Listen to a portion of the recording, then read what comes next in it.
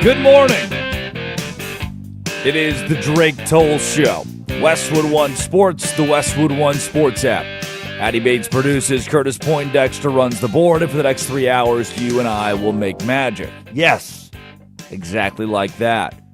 You can call or text the show all day long, 310-840-4910, 310-840-4910. I namely want to know if you are excited about the San Antonio Spurs and New York Knicks playing in the NBA Finals. First time in 27 years we've seen these two teams, this iteration of an NBA Finals, and two squads that going into the year you did not expect to be in the NBA Finals. Last year, the Spurs didn't even make the playoffs. The Knicks are led by Jalen Brunson. You know the name Jalen Brunson, but Jalen Brunson being a star, a certified bona fide New York star, that's a surprise to you. Because you think about the greats of the game right now that we discuss. When we open that conversation, you say, hey, it's the back end of LeBron James' career, but he could go down as the greatest of all time. Up for debate, obviously.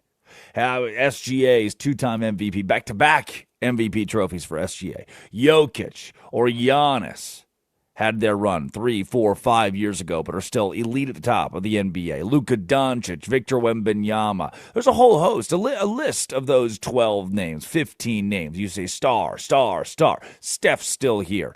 KD's still here. James Harden's still here. Where's Donovan Mitchell? These names you've known in the last 10, 15 years at the top of the league. Jalen Brunson isn't that.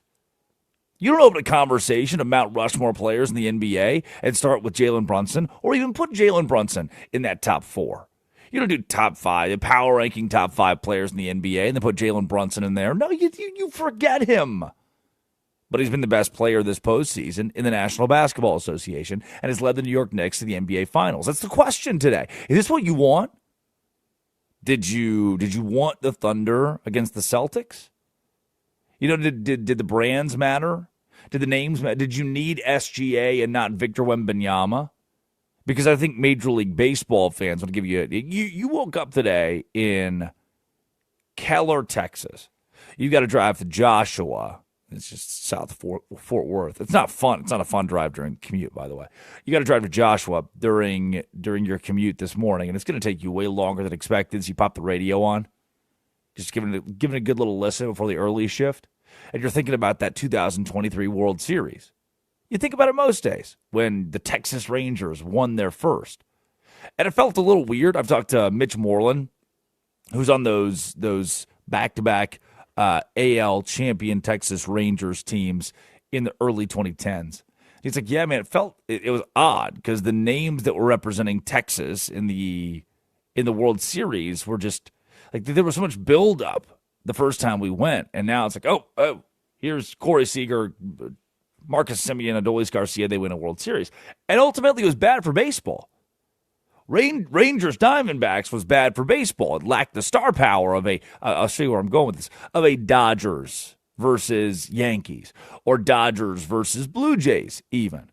Well, the Dodgers are there. People are going to watch that. The electricity of 7 games, people are going to watch that. When it was the Rangers and Diamondbacks, all-time low in viewership.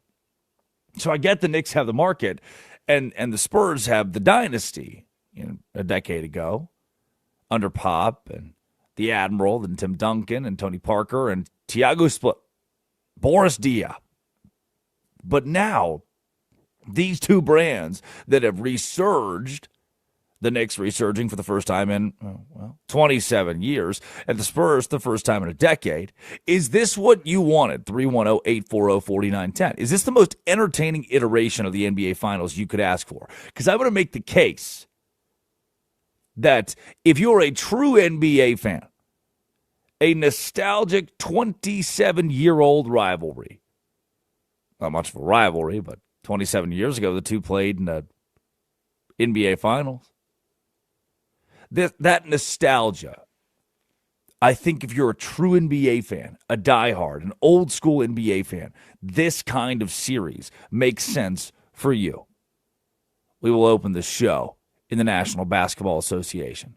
We will also talk a 13-run inning for the New York Yankees, or a ball thrown by a fan from the stands that removed a Major League Baseball player from the game. Or Texas Tech softball's comeback against UCLA to punch its ticket to the semifinals of the College World Series. We'll go through all of that. As well as UCLA, the number one team in America, losing twice to St. Mary's, the 4 seed in LA, the 4 seed in UCLA's home regional. Gross. Throw up in my mouth. But we must start in the National Basketball Association, where this weekend, I'll paint the picture for you. I had the opportunity to call games at Disney World, ESPN Wide World of Sports, the Party Animals and Loco Beach Coconuts on ESPN. So I'm dialed in on that. I've got the separate screen on my right where I grew up thanks to my Uncle Matt, a San Antonio Spurs fan.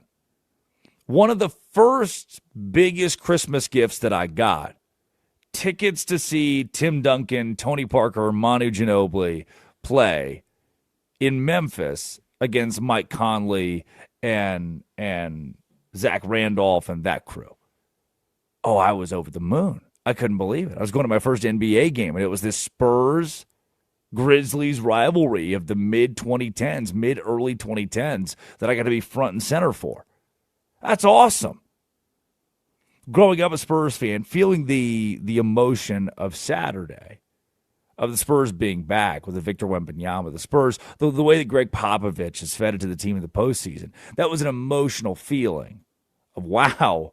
I don't know if we had to wait that long, not as long as some organizations, but Spurs fans, it's been a sad, weird, gross decade as Greg Popovich retired and Mitch Johnson comes in, and you wonder, is he the guy? Is this is the guy who's going to lead the team to an NBA Finals? Yeah? Okay, we'll trust the process.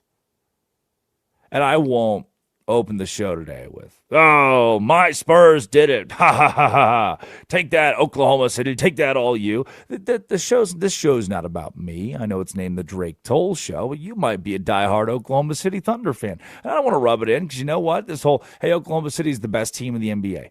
It's the best organization in the NBA, no doubt. It's the deepest team in the NBA, no doubt. But I told you this last week and the week before this. All the Spurs have to do is be better than the Thunder with the 5 that are on the floor. That's what happened. I'm not going to gloat over my team. I didn't dribble the ball. I didn't put it through the basket. Oh, my squad. I can't believe it.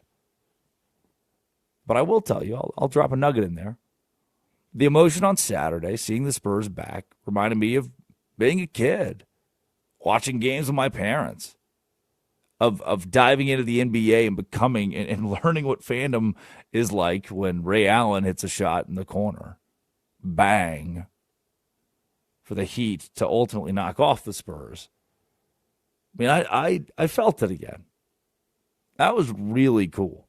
It was a great moment for Victor Wembanyama. It caused controversy because Victor Wembanyama at the buzzer decided to run around the court almost Jim Valvano style. He's running around the court and in full on tears and grabbing his face and grabbing his teammates. It becomes this emotional moment.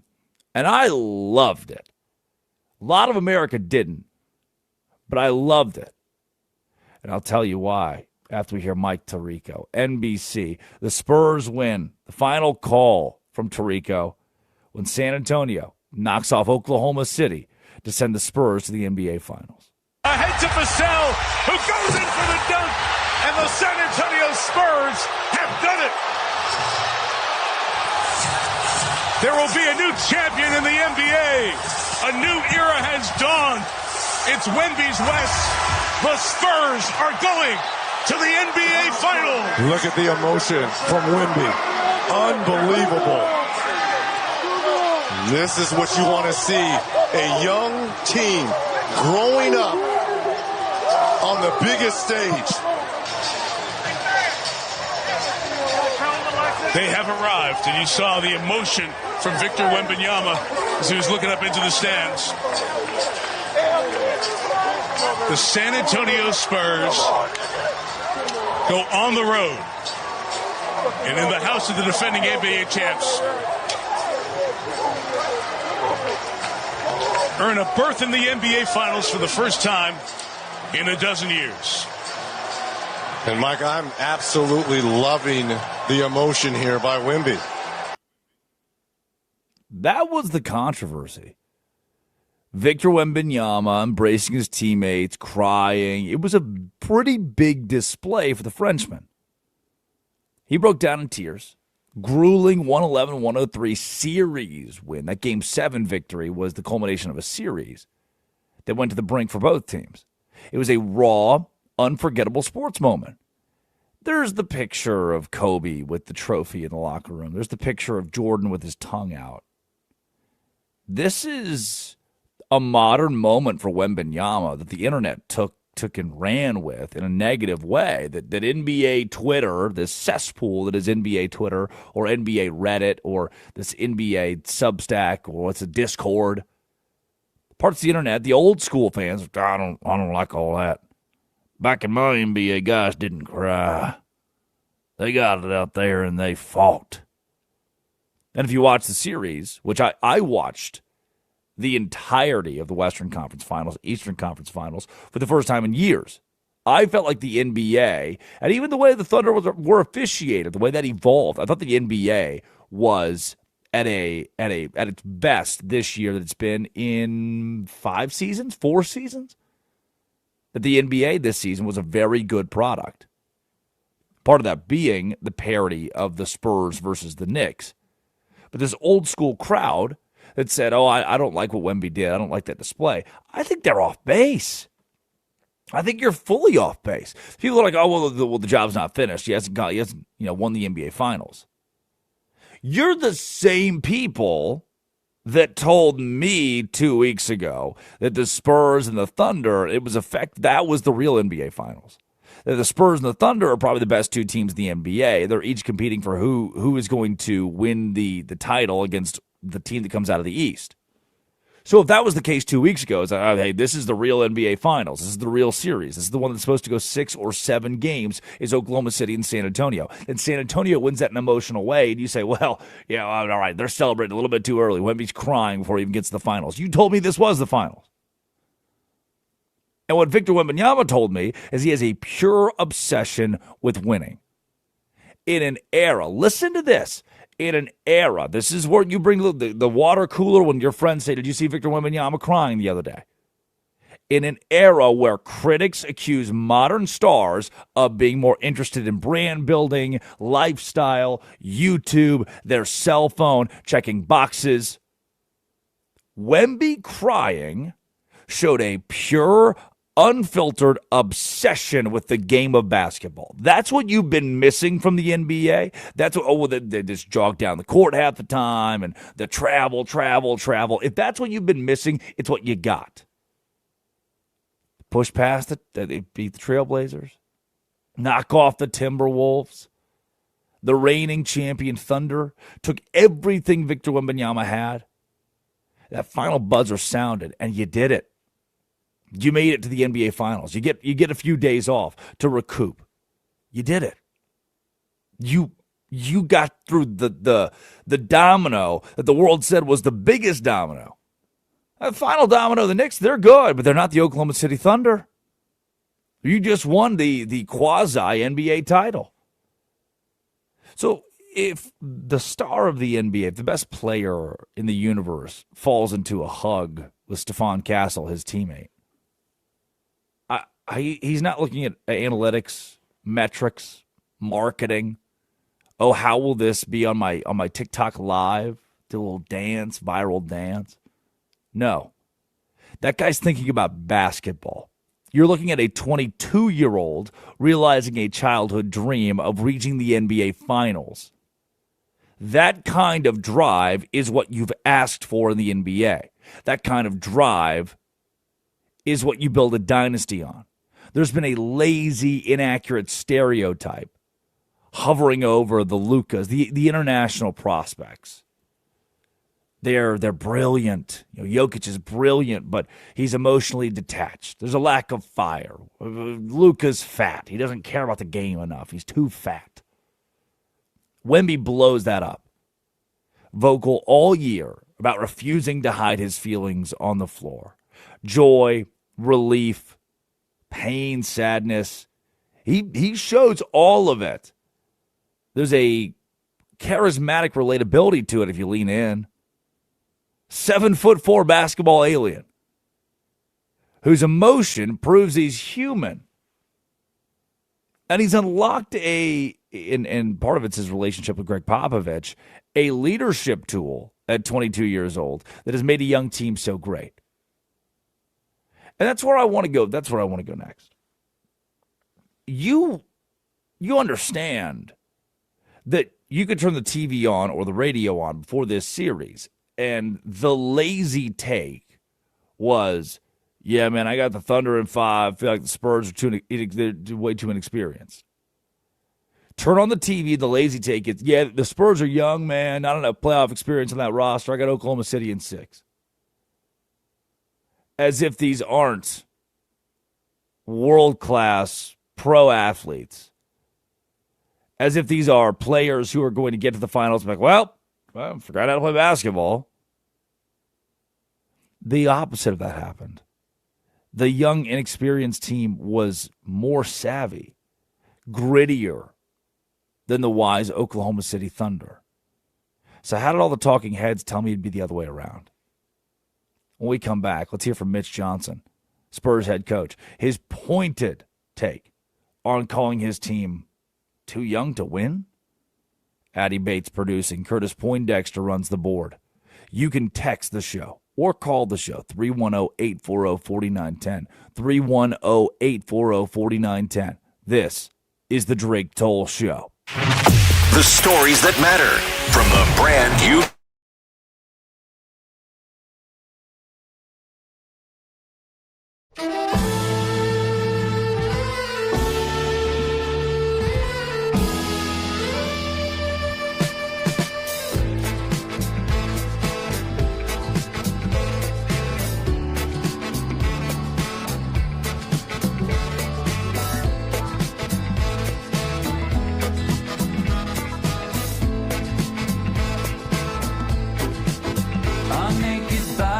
Go on trial just for laughing at the joke, just for saying of the bargain what any sales girl already knows. Most of us old men die at the firing line, just waiting for our number to be called. I guess time just makes fools of us all. Now the king gets his stepson when he's loaded as a gun. Says a real man is like a country. You need a map to find your one. Now I do you suppose you must approach the throne with its back up against the wall. I guess time just makes fools of us all.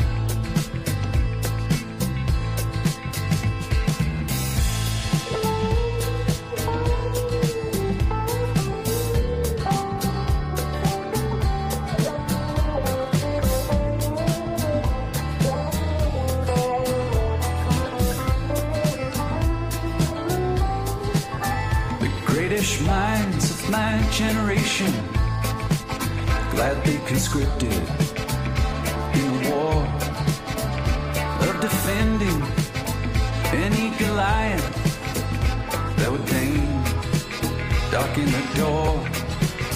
Now with your genius for picking battles, it's no wonder every helmet is too small.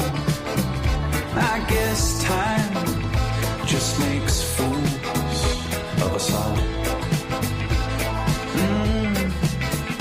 I guess time just makes fools of us all. My drink is watered down. The champ is on his knees.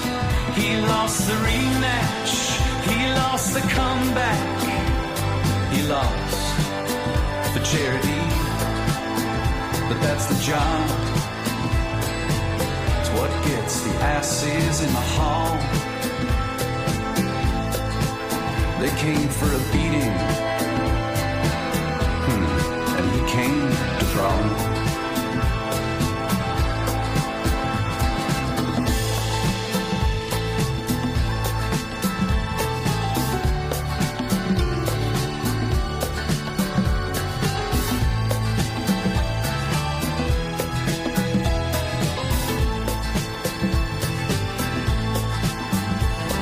Serve your client notice that of all the young gods I have known, yours is easily the least famous to turn down the cover of a Rolling Stone. Lily white faces, so familiar and yet impossible to recall. I guess time just makes fools of us all. After a millennia of good times, God said, hey now, let's have a dream where we raise the stakes a little. Come on, let's make things interesting. Parachute into the Anthropocene, an amnesiac, a himbo doll. I guess time does make fools of us all.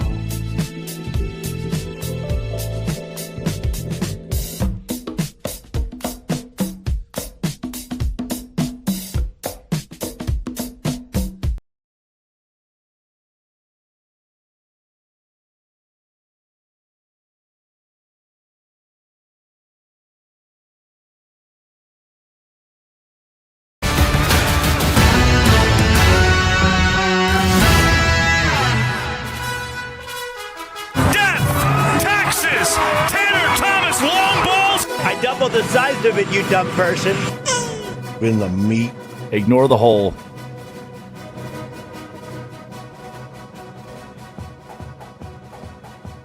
It is the Drake Toll Show. The Westwood One Sports, the Westwood One Sports app. Drake Toll with you from the Savannah Bananas organization and Locked On Big 12. You know what happened this weekend? What? It's in Orlando, Florida.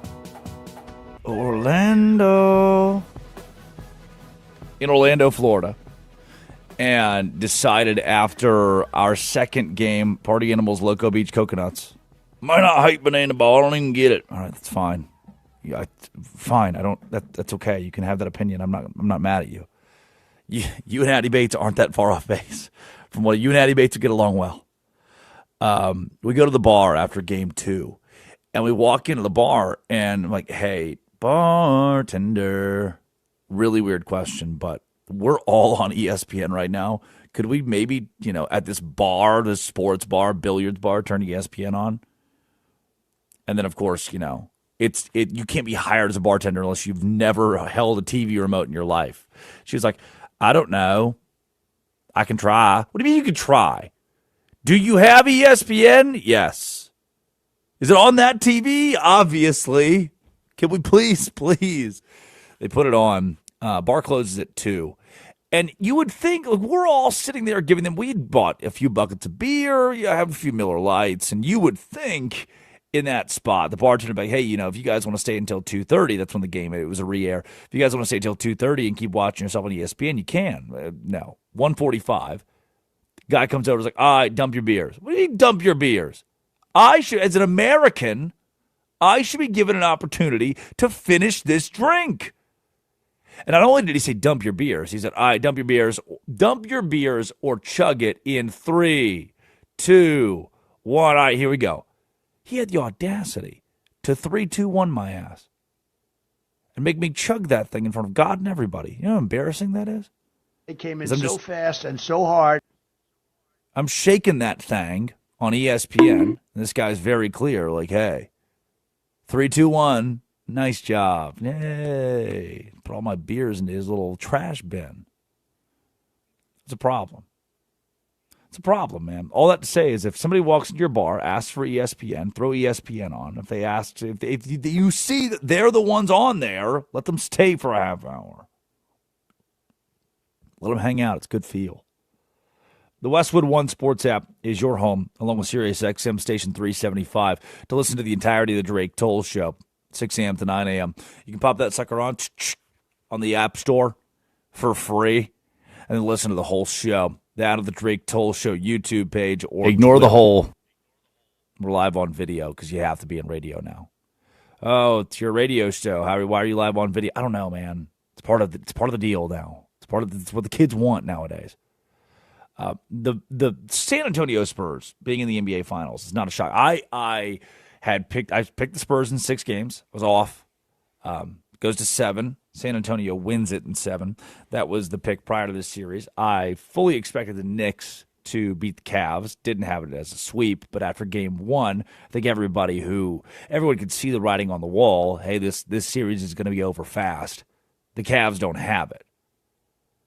And now the Knicks and the Spurs meet in the NBA final. Now it's actually happening. Now what I saw in the tarot cards is real. There's controversy over Wemby's emotion. There's controversy over Chet Holmgren being terrible in this series. SGA not having a great series either. On Wemby as a leader at 22 years old, and Pop's involvement in the team, and if the Knicks and the Spurs is that a sexy enough NBA Finals, is that meeting of brands going to bring in new eyeballs, more eyeballs, or only these traditional NBA fans? I can tell you what we will get. We'll get 2 teams that lack NBA Finals experience and 2 teams that overall lack substantial playoff experience.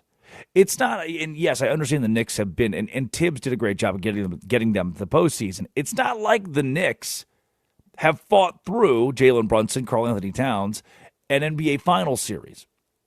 It's not like the Knicks have preparation. There's not a cheat code for this on how to understand and know and be prepared when you get there.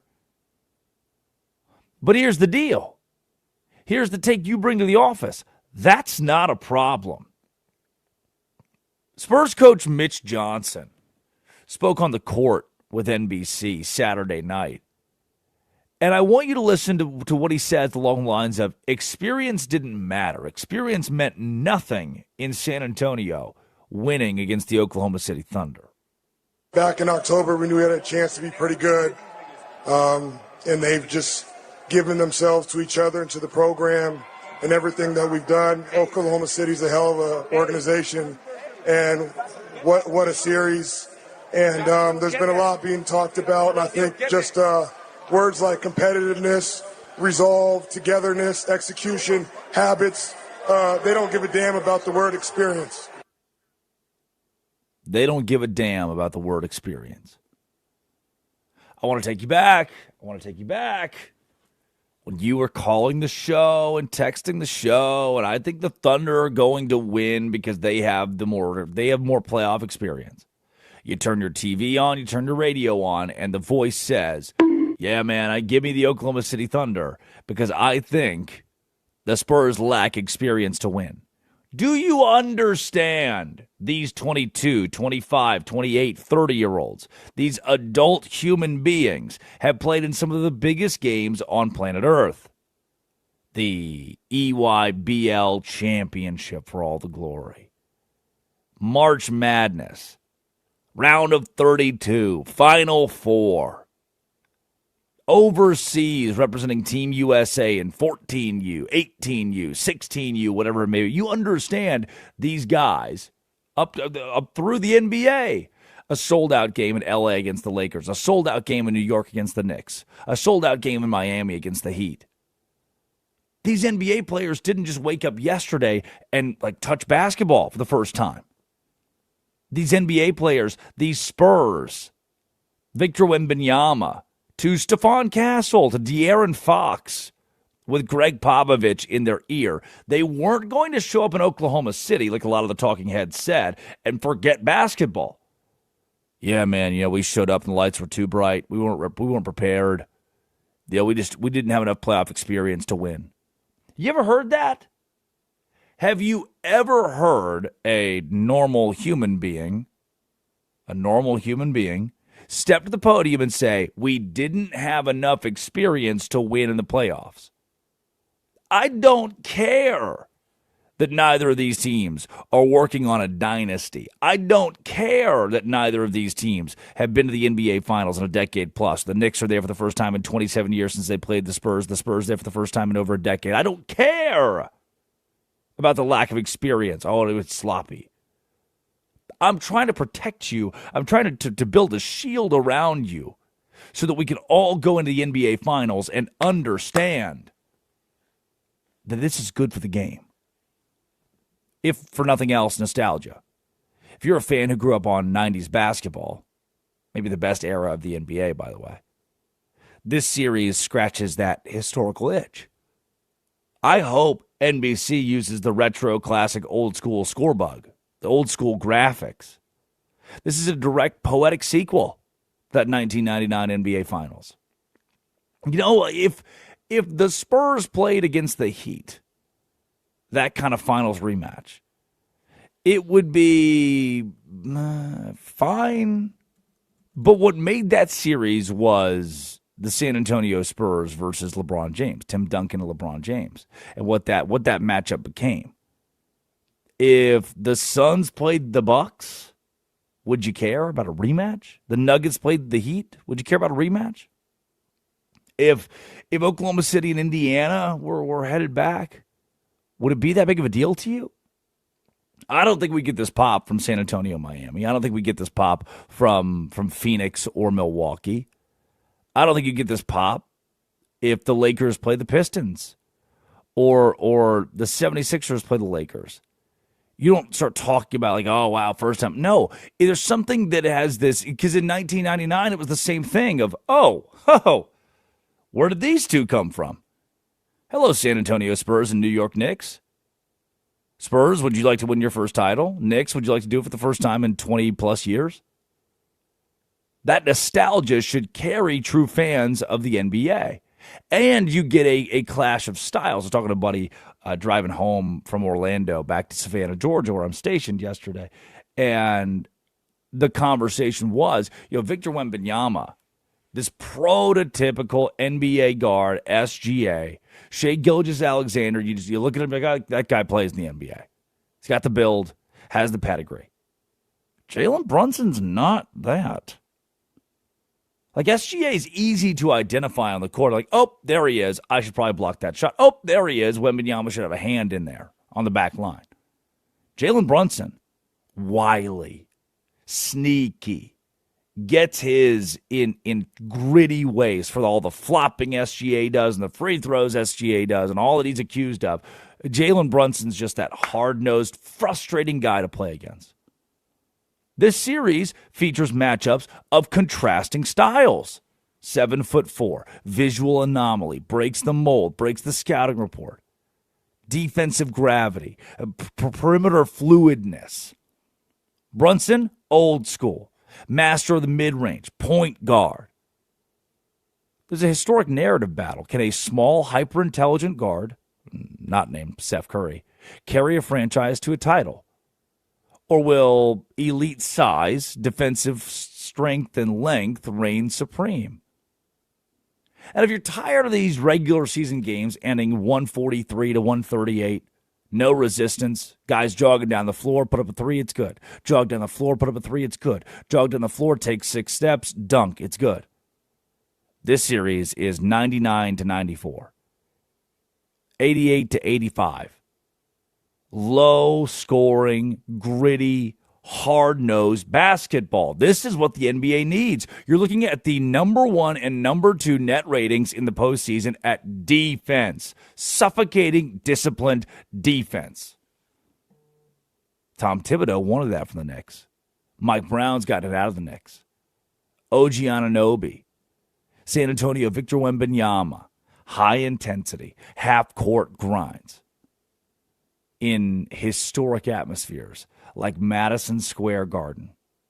The desperation of a fan base waiting over half a century for a banner versus that frantic, incredible show that is a home basketball game in San Antonio. Fresh off a thrilling 7-game series, you know they're ready to welcome the Spurs back.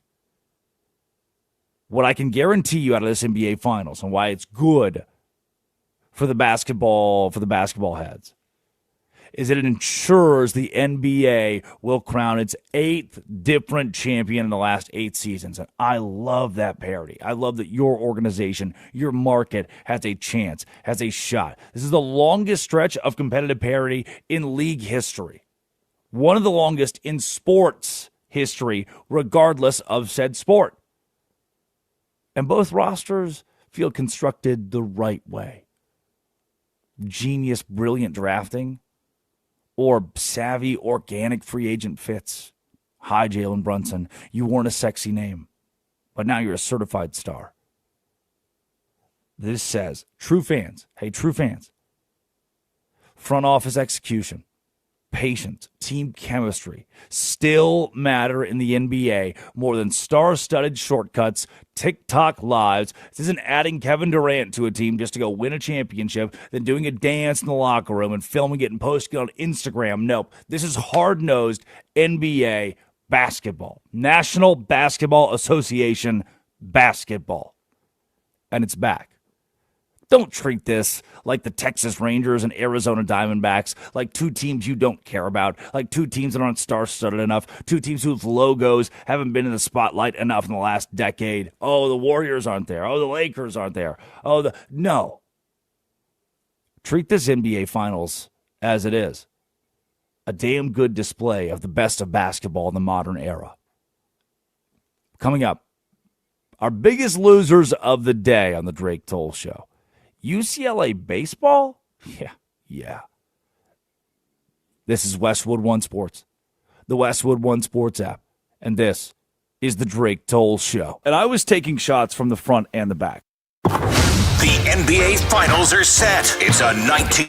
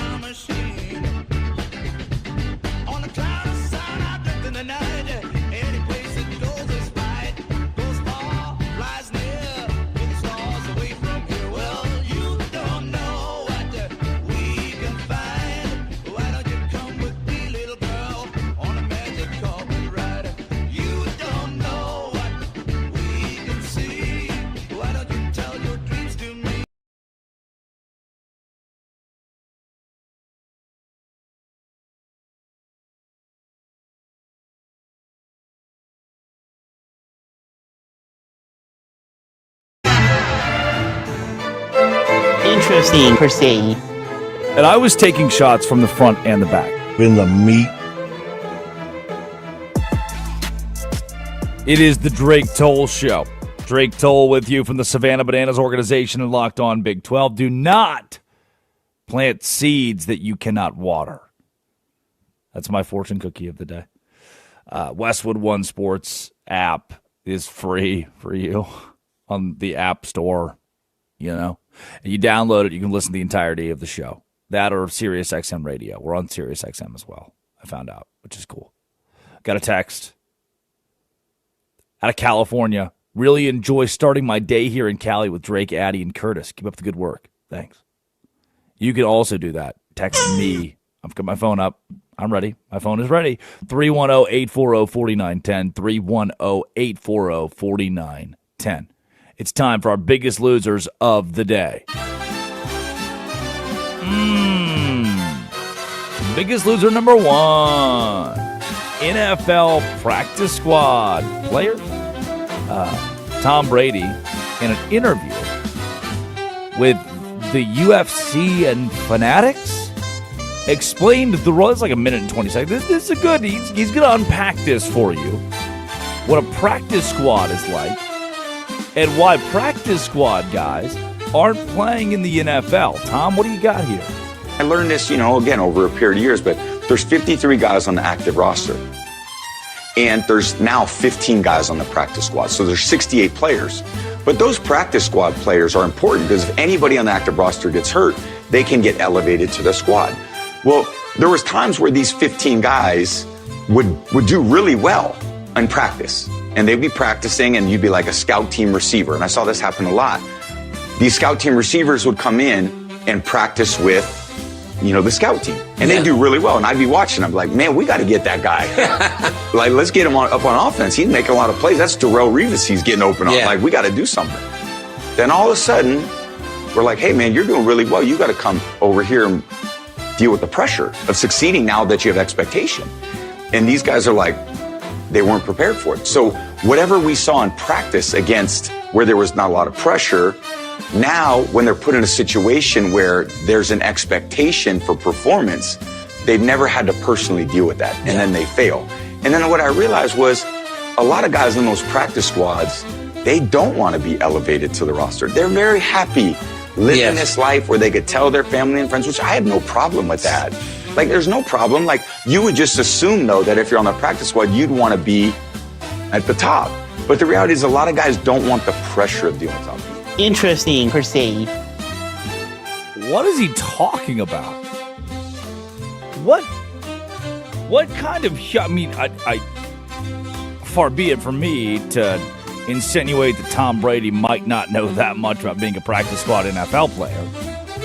He probably wasn't in their back pocket every day. But what do you mean they don't want to be in the NFL? You have the guys who spent their entire life dreaming about being in the NFL, and now they're on the practice squad getting close, that they don't actually want to go to the league? Pulse Emperor responded to this video by saying, BS talking point to make content for a podcast. Even practice squad players have played in front of larger, more hostile college crowds in Power 5 conferences. You're a damn fool if you think there wasn't any pressure. Main reason practice squad players struggle is due to lack of reps. Brady knows this, but also knows most couch potatoes don't understand athletic nuance. Bingo. Those practice squad players are still world class, great at football, better than you and I will ever come close to. And you think they just are giving up on purpose? That they don't want to make the NFL? These guys who played high-level Division I football? And you said they've never experienced pressure in their lives? All right, Tom. All right, Tom. Biggest loser of the day. UCLA. The number one baseball team in the country, hosting its own regional. And in college baseball, 16 teams host regionals. There are 4 teams at each of them. The 1 seed UCLA is the number 1 overall seed in the country, meaning they're playing the worst team in the tournament, St. Mary's. Number 1 UCLA versus number 64 St. Mary's. And really in college baseball, St. Mary's is probably 175th out of 300 teams. But here's the final call. Bottom of the 10th. St. Mary's as the home team against number 1 UCLA. And the Bruins are staying home. Ground ball to third. Into left field. Beats it. Rounding third. Here comes Cody Kachimoto. And St. Mary's has won the game.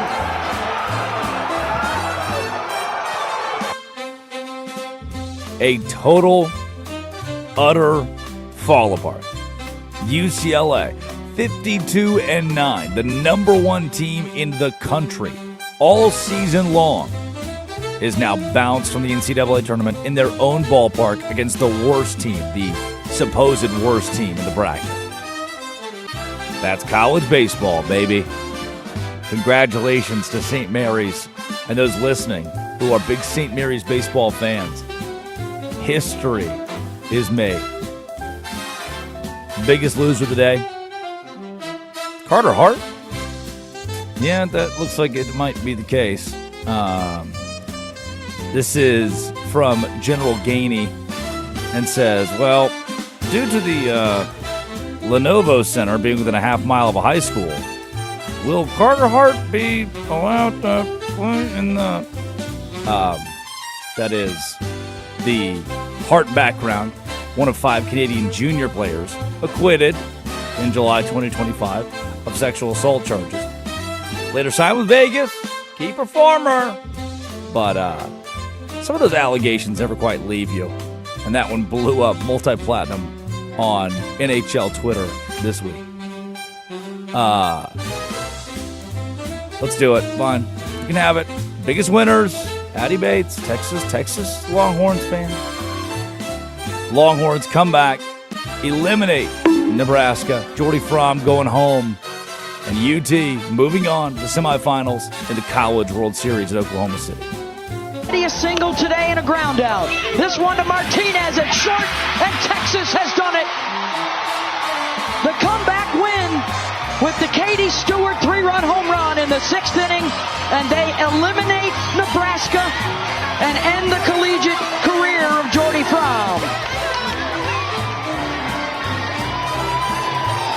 What a game. Jordy Fromm leads this game off with a home run and then has a no-hitter going into the 6th inning, and then Texas comes back.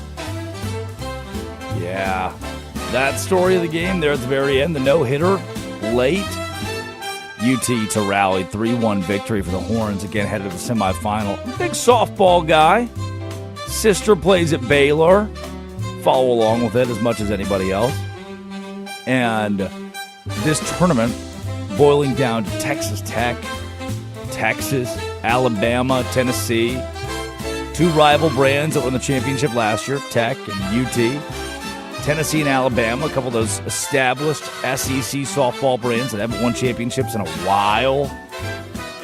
That's awesome. That's good for the sport, good for the game. Oklahoma didn't need to be there for softball to win in 2026. Speaking of winning, biggest winner of the day, Victor Wembanyama. It's a lifetime chance. Here is what Victor Wembanyama had to say post-game, that he is right there on the cusp of the NBA championship. Winning the Larry O'Brien, it's a childhood dream.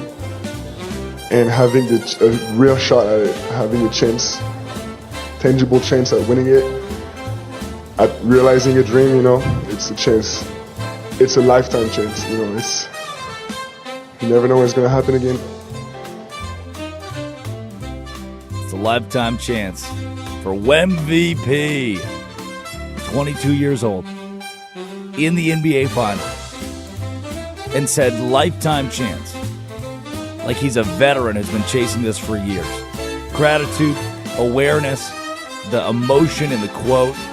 That's from DayZ on Twitter, eloquently put. That this is a veteran response from a young player in the NBA who is saving the league one win at a time. Got a few texts coming in at 310-840-4910, 310-840-4910. Knicks pulling the stunner over Wemby and the Spurs in 6 as the lock of the finals. Yeah. I'm struggling to go against San Antonio here. There's nominal bias in that. But him being the biggest winner of our day, Victor Wembanyama, makes a whole lot of sense. And if the Knicks were to stun, and I think stun is probably the wrong word. The Knicks are a really good basketball team. The Knicks would just beat the Spurs. If they did, it would be surprising to me as someone who has the Spurs winning the series. But at least for the next couple of days, can't both fan bases relish in the fact that you're here? Another text, 310-840-4910. Good job, Trey. Yeah! Thanks. Spot on those Spurs. Go San Antonio. In the NBA Finals for the first time since 1999, these New York Knicks versus a Spurs team resurged after a decade of dormance. That's pretty cool. Coming up, our obituaries and the quickie. Addy Bates producing. Curtis Poindexter runs the board. It's Westwood One Sports and the Westwood One Sports app. This is the Drake Toll Show. Anyway. This is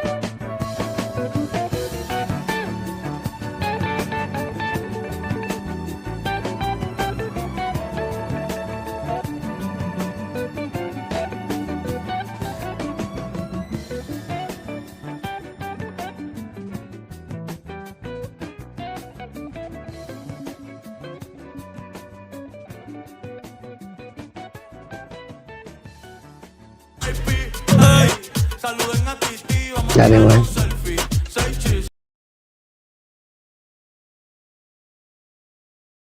It is the Drake Toll Show. Westwood One Sports, the Westwood One. Drake Toll with you. From the Savannah Bananas organization. This weekend, did you see it? Kauffman Stadium, Kansas City, Missouri. Was the home of the Bananas and the Indianapolis Clowns for the weekend. The Indianapolis Clowns, a Negro Leagues baseball team, turned banana ball team, revived this year with names like Monet Davis, Jackie Bradley Jr., the Red Sox, and Patrick Mahomes. Andy Reid in attendance at the banana ball game. Sold out for a couple days in KC. That was fun. True TV, CW, and ESPN this weekend. Not bad for the kid, huh? I got a question. 310-840-4910. So let's open up the panel. Curtis, good morning, Curtis. Curtis, you're on TV. Right. Smile. Thanks. Smile for the camera. Curtis, say hi to the people. Curtis. In the meat. Really excited to see you. Okay, nice job, Bear, big guy. Ignore the hole. So my sister plays college softball at Baylor, and we've had this conversation a few times. It grinds my gears when she posts an Instagram story about like the University of Texas or Texas Tech. Because here's an example of like she played high school softball with all these girls. She played for a team out of Iowa, right? That had players from all across the country, and they're all, D1 now. UT or Purdue or Texas, Notre Dame, you name the school. And so when they do well at Texas Tech or Texas, which is their rivals of Baylor, she'll repost in her story, hey, Kava, what are these people's names are? Love you, great job. You like tag them, be like stud with the little blowing air emoji. And it drives me up a wall.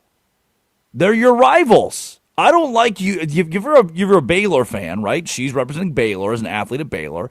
I'm not posting my rival. They could be one of my best friends in the world. But if UT does well and I'm an athlete at Baylor, I'm not posting their success on my story. Now I open it up to the panel. You're so soft. Wow. I think it's the other way around. You posted stuff with you and Pat McAfee. Isn't that kind of that too? Oh! Curtis got your ass. No. We have different time slots. You can very easily listen to the Drake Toll Show followed by listening to my close and personal friend Pat McAfee. I'll call him right now. I think Curtis has a point there, actually. You did do that. You did do that. That is a competitor. Is that the equivalent? Yeah, for sure. And you were like, you were like, repost it, Pat McAfee, and they were kissing, and they're two boys, and they love each other. That Black and Abdallah's time slot, shouldn't you be posting their stuff? Yeah, what the hell? I did not Drake? kiss Pat McAfee. We don't know that. And he's not. We're not competitors. Rising tide lifts all boats. We're all friends here. Right. Like friends at other schools who play the same sport as you. These are rival softball teams in the Division I softball. Yeah, but if you're friends with them, that's awesome. Don't you want to lift your friends up, support them? Maybe it's okay. Like whenever I was in college, whenever one of my friends would do well at another school and stuff like that, if they were on a different bowling team in the same conference, I would still post them and be like, "Yeah, that's my girl." No, I think I hate it.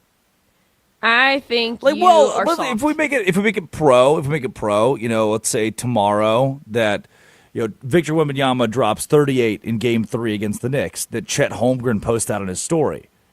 Yo, my boy Vic dominating. Wouldn't fans go nuts in Oklahoma City? Wouldn't that be a problem? That'd be a pretty big problem, I would think. I just don't think he would do that because he's probably correct. Crying. Well, I think that's different because he's probably crying in his room right now. Yeah, Chet's had a couple bad days. Hey guys, don't bully him. Don't bully Chet Holmgren. Take it easy. Anyway. But you can bully Drake. Okay, but if Steph won, maybe this is an example that helps your case. If Steph won an NBA title this year, which didn't even get close, and LeBron posted about it was like, "Yo, my boy Steph got the job done," would you be upset with that? No, I guess no. You know what? Right now that I think about it, I don't know if I'd be that mad if that happened. whenever Parker Livingston transferred to Oklahoma, Texas's #1 rival, Arch Manning still posted about him. Wow. Did he really? Yes. See, I hate because they were best friends. They were roommates. Right. And they were roommates. Yeah, I'm struggling with it, but I'm glad that I brought it up. I'm glad we had the conversation on the air because I think Curtis is correct. I did hang out with Pat McAfee. We were quietly hanging out. And it's kind of like Diana Rossini. Soft launch. Yeah. It's nothing like Diana Rossini. They and were Mike at a Vrabel. resort. Pat and I With did other lock friends. fingers, but to friends. say that it was anything more than that is laughable. We In did the not. meat.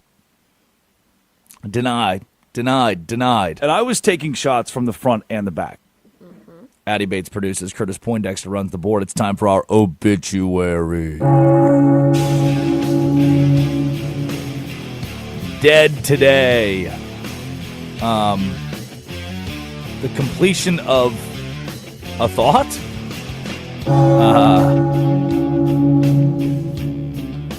This whole Jackson Dart situation, which we can jump into because it's really picked up. I like to call him J6. J6? JD6? He introduced the president at a rally? Was this a campaign rally? Or I don't know what this was. He introduced the president at a podium, and it took the world by storm because some Giants players were upset. Some fans were upset. Some fans weren't upset, thought it was the coolest thing ever. It was just back and forth chaos. Here is the president, because Jackson Dart's been in the media a lot responding to this. Here is the president's response to Jackson Dart walking him onto the stage. Well, first of all, I wish I looked just like Jackson. This is a guy. I said, is he a male model or what? He's a handsome guy, like a beautiful guy and a conservative guy. He said, I love you, sir. So when Jackson gets harassed a little bit, he's also loved more because we have more people than they do. And a lot of the people that you think, like people in Los Angeles, wealthy people that I see them all the time, they're hitting me a little bit, and they meet me and they said, sir, I voted for you. Joining me now, Alabama Senator. What? Male model, handsome guy, beautiful guy. Love you. And he told me, I love you, sir. Kiss. I love you. I love you too, Jackson. Ignore the hole. Addie, the Jackson Dart Giants fans political controversy. Are we making too much as a country? Are we making too much out of it? I think that it is fair on either side if you get involved with politics in some way for people to react. For people to react and have their opinions on it. That's fair. You can believe and say whatever you want, but there are repercussions. That is life. That is this country. Like I said, free speech, but there are repercussions. I think the biggest thing was his response afterwards. He tried to give like a statement, and it wasn't. I don't even know if he spoke English in it. I was like, "Are you okay, buddy?" I don't think he did. I was like, "Did something happen?" I could not. Like he was like, I'm gonna statement," and I was like, "This is put Curtis on the podium actually." Boo! You stink! There was the one reporter who asked him a pretty stern question about the whole thing. So that part was good, and surely we can play that audio at some point this week. But his responses have been kind of non-factors, which is fine.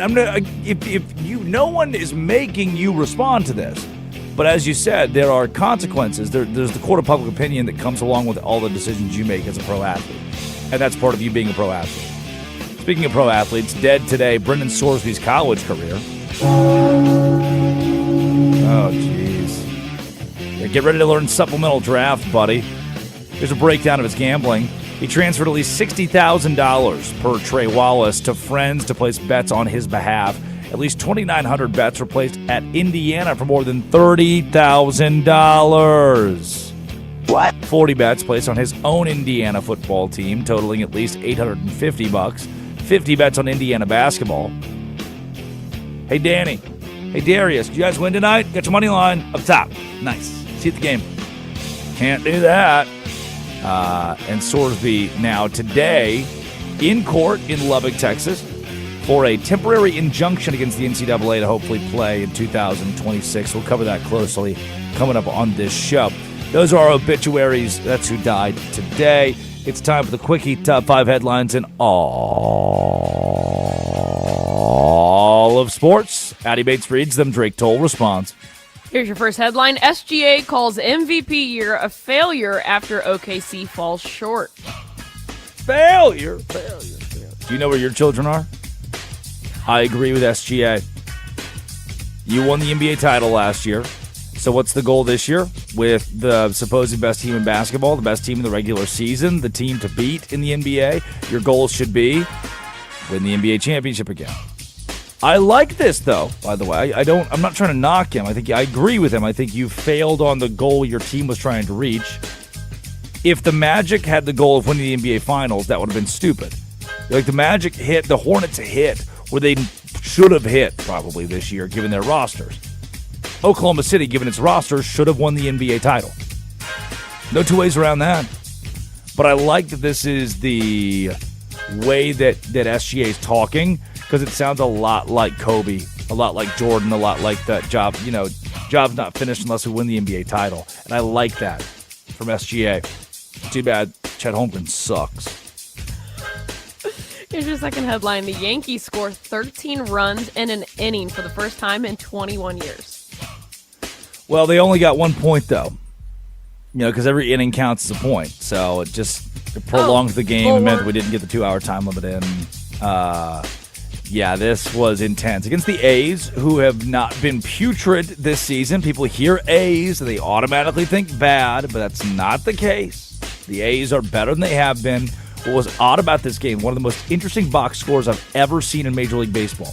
The Yankees had 13 runs on 11 hits. That's not weird. That's not the weird part. More runs than hits is typical enough. But all 13 runs were scored in that one inning. They didn't score again. Not before, not after. Just in the third inning, the Yankees put up 13 runs and said, that's enough.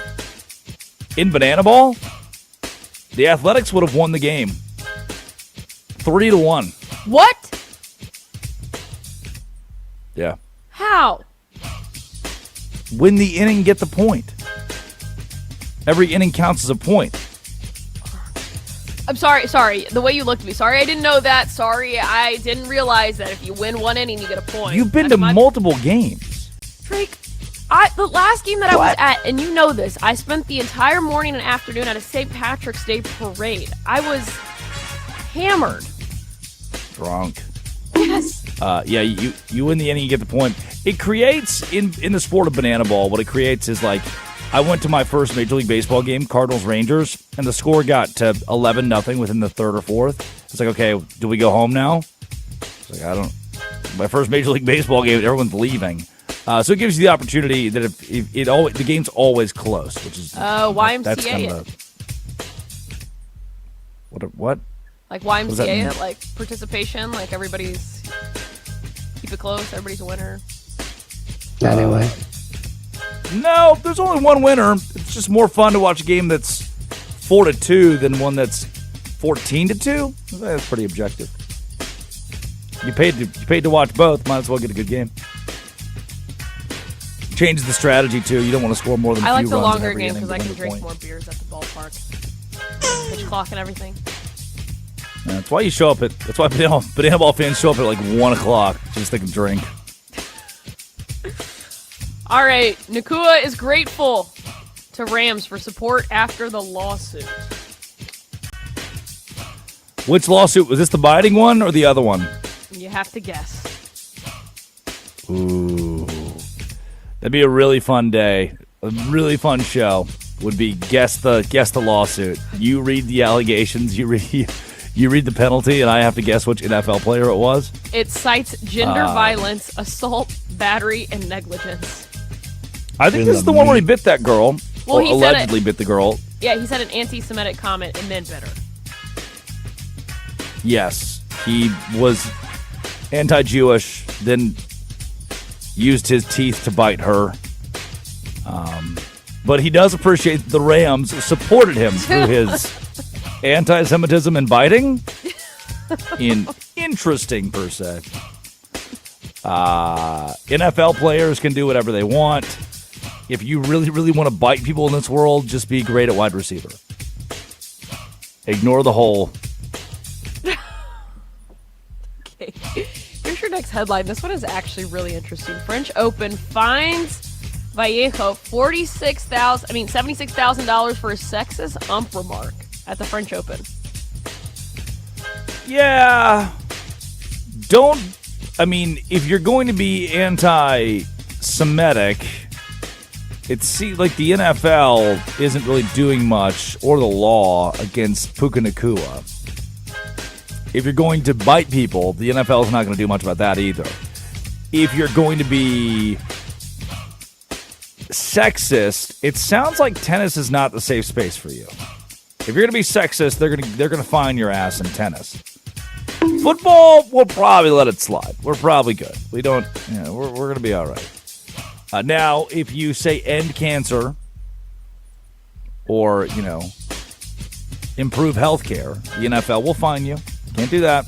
Can't have that on your eye black. Nope. Or your cleats. Don't do that. Don't. But in tennis, that strict sport, because of woke, you can't be mean and sexist. Well, he did say that this sort of match needs to be umpired by a man. And by the way, he lost and said it's very difficult for a woman to do it. What's the reason Hillary couldn't be president? What if she's on her period? That's what he's saying about the referee in this. Starts a war. Come on, go to the polls. Just chilling. Cedar Rapids. Here's your final headline, most important headline of the day. Texas women row to fourth NCAA title in 6 seasons. Hey, what? Row. The rowing team? Yeah, let's go. Let's go. Not Sanchez getting hit in the wrist. I mean, I know that I don't make the headlines. Not the Hurricanes to the NHL, to the Stanley Cup final. Nope. Sanchez getting hit in the wrist was a big misunderstanding. The fan thought he wanted to play catch, so he just chunked a ball at him. It's sad. It's the reports I've seen that there was a kid that was trying to play. That thought he was trying to play catch. Which, I've seen outfielders play catch with kids. I'm gonna do that at my next Party Animals game. I'm just gonna bring a bag of bananas and I'm just gonna start throwing them at you, and you'll be like, "Wow, why am I getting hit with the banana?" And be like, "Oh, I thought Drake wanted to play catch." Looking at the video, it does look like Sanchez is saying, "Hey, let's play catch." And then he's kind of motioning for it. Also, who gets hit from 20 feet by a 13-year-old with a baseball in the wrist and has to leave the game? I think the Rockies have to sign the kid now. I think they need this guy on the roster. Honestly, Savannah Bananas versus the Rockies. Best of 7. I'm still taking the Rockies. Banana ball. What? Yeah. You're going to ask them to shake their asses out there? No, they don't have to do that. They just have to win the inning, get the point. Ball 4 sprint. Fan caught foul ball, out. You're done. That is a fun rule. We come back. I'd like to tackle it. I want to do it. Brennan Sorsby today should never play college football ever again. Why is this even a conversation? This is the Drake Toll Show. The quest for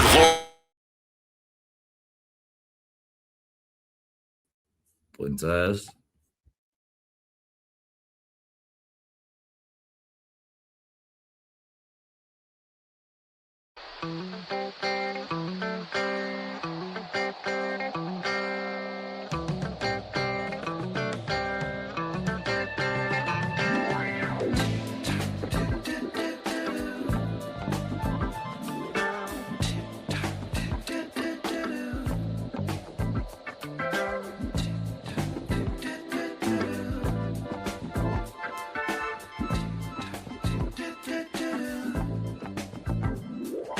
Time keeps on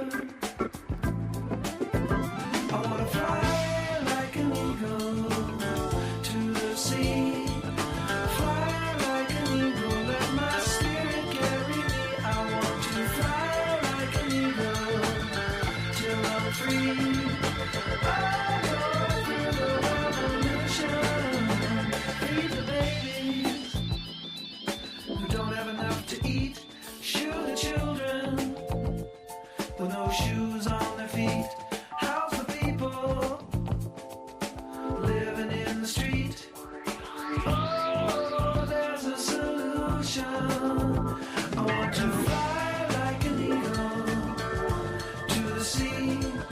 Fly like an eagle, let my spirit carry me. I want to fly like an eagle till I'm free. Right through the revolution. Time keeps on slipping, slipping, slipping into the future. Time keeps on slipping, slipping, slipping into the future. Time keeps on slipping, slipping, slipping into the future. Time keeps on slipping, slipping, slipping into the future.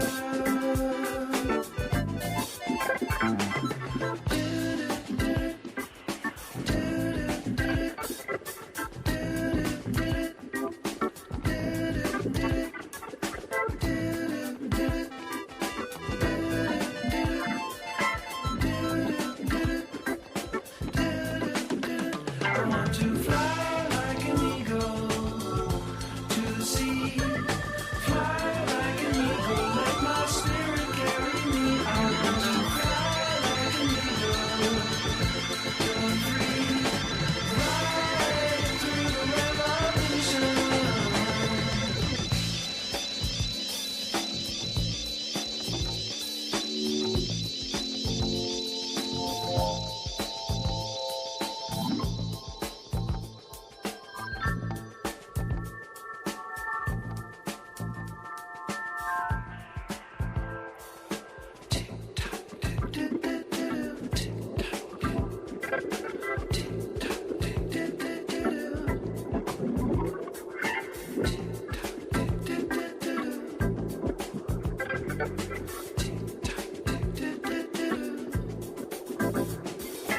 Time keeps on slipping, slipping, slipping into the future.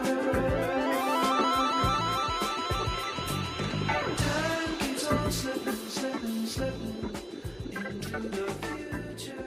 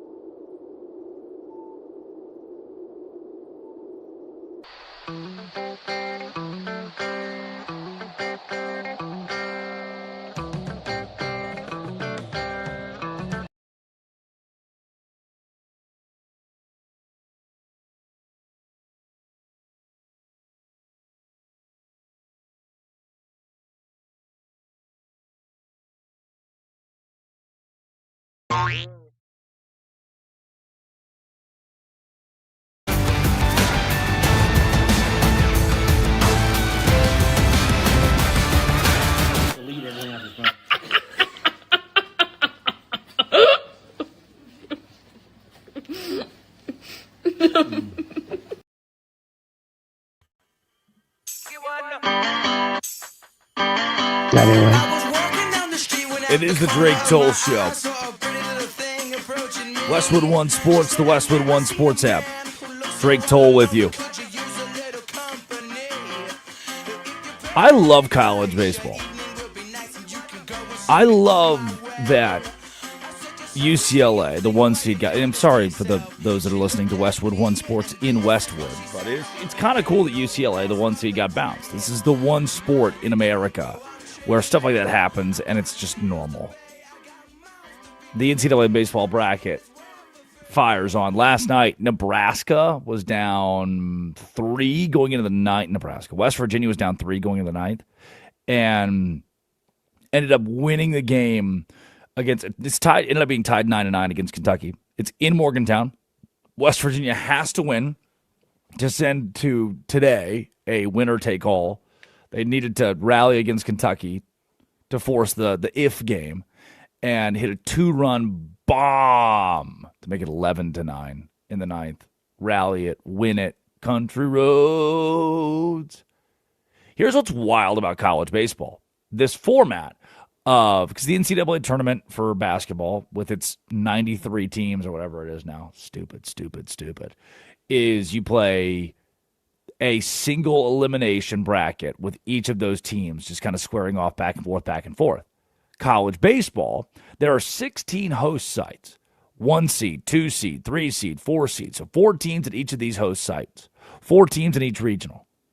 And instead of UCLA or Virginia Tech, the names that you know, winning the Los Angeles Regional, it was Cal Poly advancing to the Super Regional. Now, when we get to 16 teams, there's the Super Regional, best 2 out of 3 series at any given stadium across the country. You win your Super Regional, you go to the College World Series. 8 teams in Omaha. West Virginia and Kentucky will battle it out today in the if game for a chance to win the Morgantown Regional. Over in Hattiesburg, the 9 seed Southern Miss, alongside Virginia, eliminated by University of Arkansas. Little Rock advances to the Super Regional for the first time ever. Gainesville, Troy beat Florida. So now they play a winner-take-all game today. UNC advances out of the Chapel Hill Regional. College Station, they'll play a winner-take-all between A&M and USC. Over in Lincoln, Ole Miss walked off Arizona State to go to the Super. Auburn and Milwaukee will square off again. Milwaukee beat Auburn by double digits the first time they played. They were in Auburn for this one. And Milwaukee has a chance today, if they win, to go to the Super. There's a way we see on just one side of the bracket, Cal Poly, Little Rock, Troy, and Milwaukee go to Super Regionals. That's college baseball. On the other side, Kansas knocking off Arkansas to go to the Super. Georgia Tech, Oklahoma, the winner of Tech and OU will face KU. That's the winner of their game today between the Sooners and the Yellow Jackets. In Tallahassee, St. John's just needs one win today against Florida State to punch its ticket to the Super against Alabama. Texas will face Oregon in the Super. Mississippi State will take on Georgia, and that's how the bracket has shaken out so far. Loved watching college baseball, hanging out with the Loco Beach Coconuts and Party Animals this weekend, guys who played high-level college baseball. Tanner Allen is a Loco Beach guy. He went to Mississippi State, was the National Player of the Year, SEC Player of the Year. He's like, man, this is my favorite weekend of the sports season. Anthony Marks, assistant coach for Loco Beach, he was on the 2016 Coastal Carolina team that upset everybody and won the national championship, that won the World Series in Omaha. Crazy. And Marks was like, dude, this is the day. You mark it on your calendar. You erase everything else you had to do, and you watch college baseball. That was me this weekend. In the middle of that, in between, Party Animals, Banana Ball, college baseball, NBA Finals, I was doing a lot of digging. I have been stuck on this story. Brendan Sorsby. It is the Drake Toll Show. Westwood One Sports and the Westwood One Sports app. You can text or call the show. 310-840-4910. Should Brendan Sorsby ever play college football again? 310-840-4910. I think the answer is a pretty unequivocal no. He is citing mental health issues as the reason that he was gambling on his own team, gambling on his own school in basketball. And it culminates today. The high-stakes legal battle surrounding Brendan Sorsby is at the boiling point. As we speak, they're getting ready. Papers shuffling. Sorsby just woke up, putting his suit on, and headed to a Lubbock County District Court, an emergency hearing where Brendan Sorsby will request a temporary injunction against the NCAA.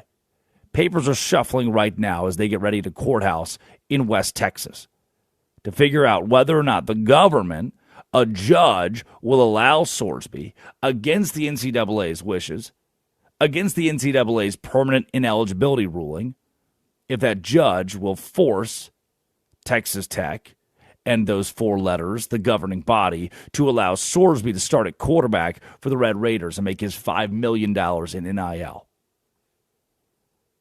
Here, but there are reasons why Sorsby shouldn't play college football. There are reasons that any judge, smart judge, should not allow this. I know that lenience is the standard now in sports. You do bad thing, but you're a good athlete, so we don't punish you. This crossed the ultimate red line. You can't open Pandora's box, because if you say, hey, a guy who placed 40 wagers directly on his team and teammates' individual prop bets, that guy can still play college football.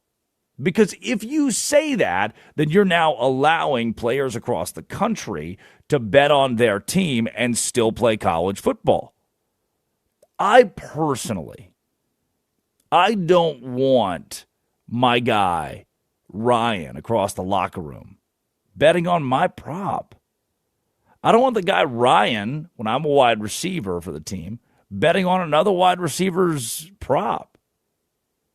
Sports gambling is pervasive. I know that. And I'm fine if Ryan across the locker room bets on the Kentucky Derby. I'm fine if Ryan bets on the Philadelphia Eagles to win the Super Bowl when Ryan and I are just college football players at Tarleton State.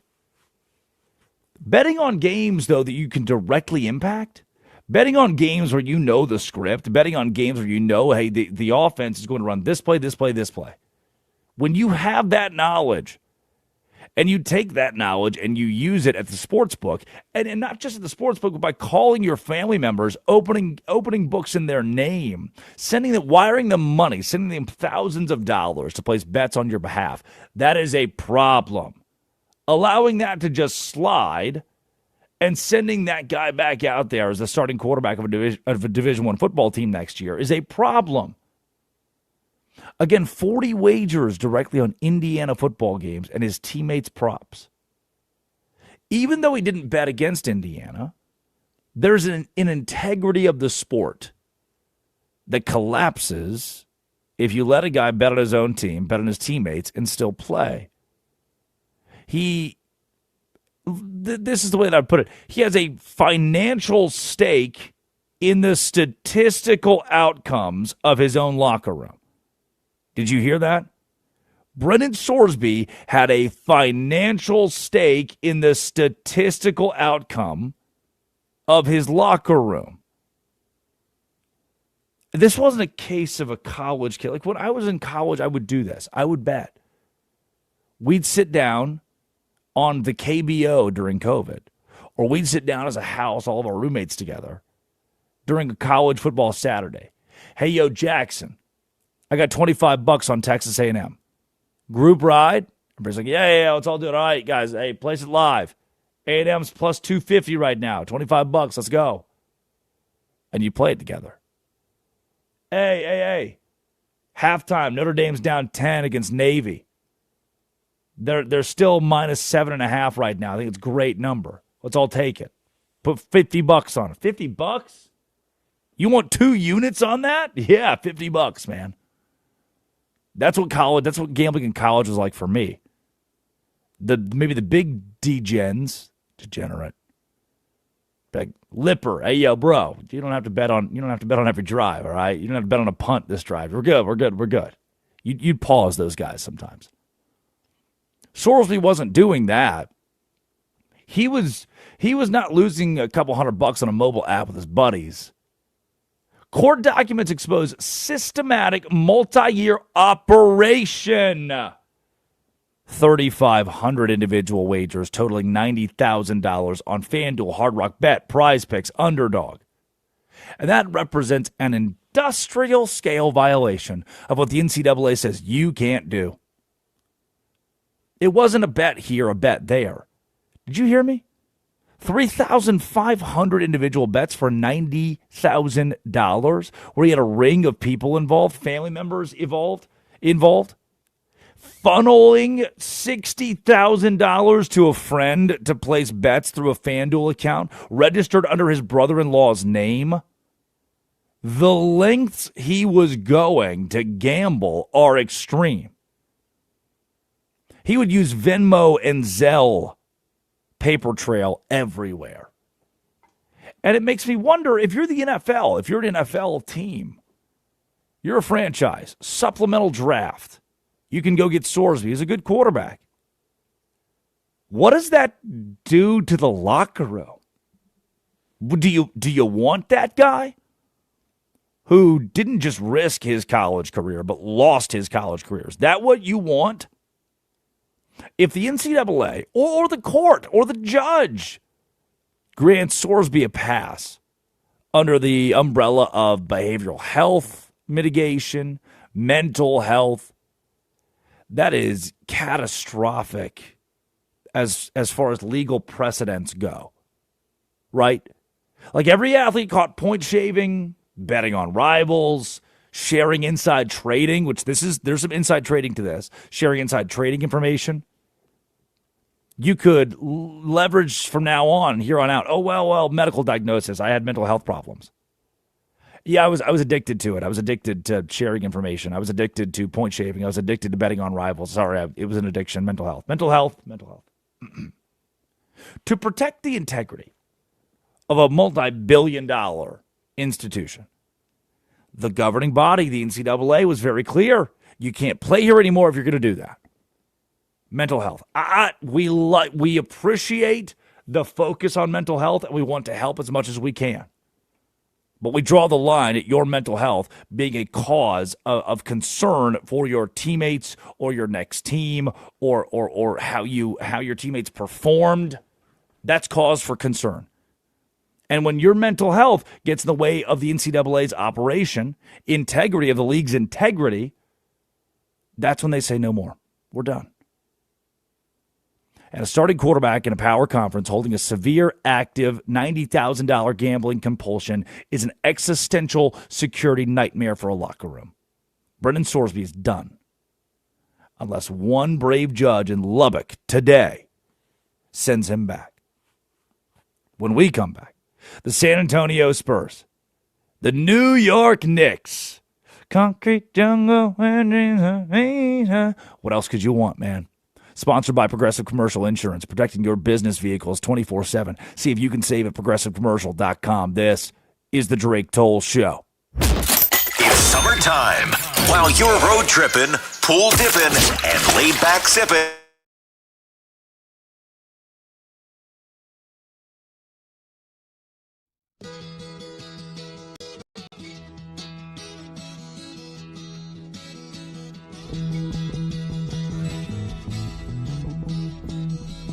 Getting to the point where I'm no fun anymore. I am sorry. Sometimes it hurts so badly I must cry out loud. I am lonely. I am yours. You are mine.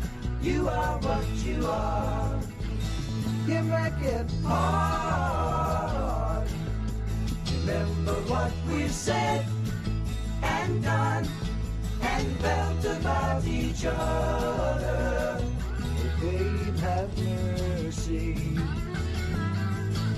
Don't let the past remind us of what we are not now. I am not dreaming. I am yours, you are mine, you are what you are. You make it hard.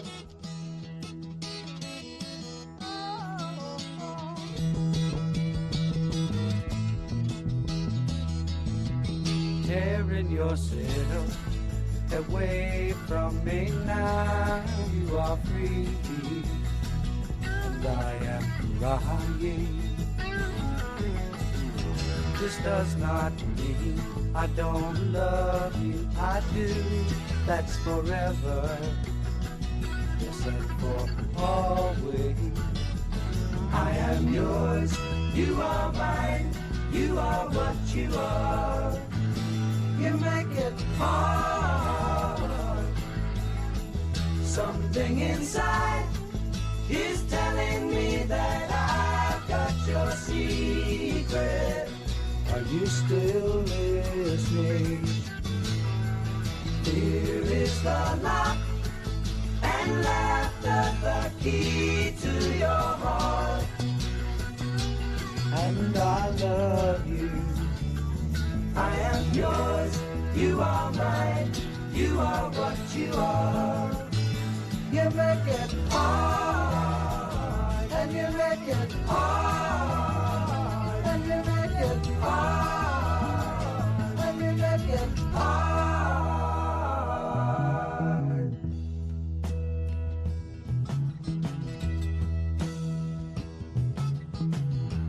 Friday evening, Sunday in the afternoon. What have you got to lose?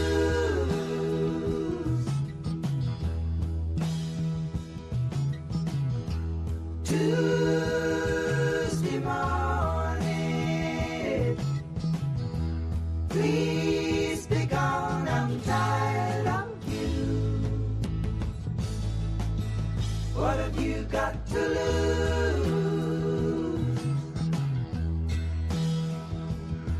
Can I tell it like it is? Listen to me, baby. It's my heart that's a something, it's a die, and that's what I have to lose.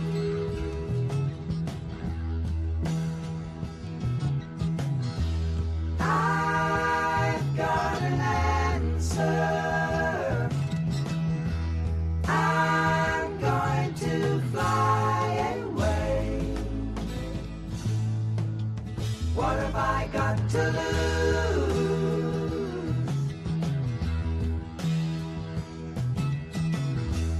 Will you come see me Thursdays and Saturdays? Hey, hey, hey. What have you got to lose?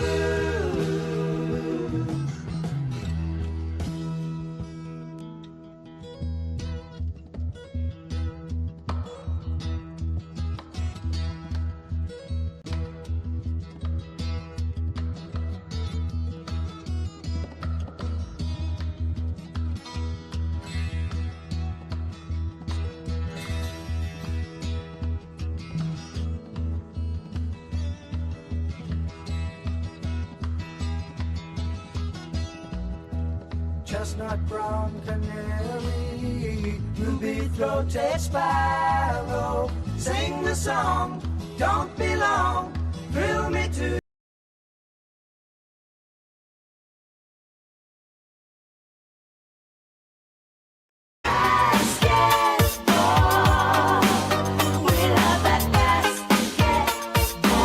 Ignore the whole basketball. Mr. Curtis Blow, Magic Bird, and Bernard King. You know, I'd say basketball is my favorite sport. I like the way they dribble up and down the court. So is Dr. J and Moses Malone. I like slam dunks, take you to the hoop. Probably my favorite play might be the alley-oop. Pick and roll, give and go. Basketball, you know. It's Mr. Curtis Blow. In the meat. Now what, huh? God forbid a white boy catch a vibe. God forbid a white boy catch a vibe to basketball by Curtis Was that an Blow. order for Curtis? Was that an order?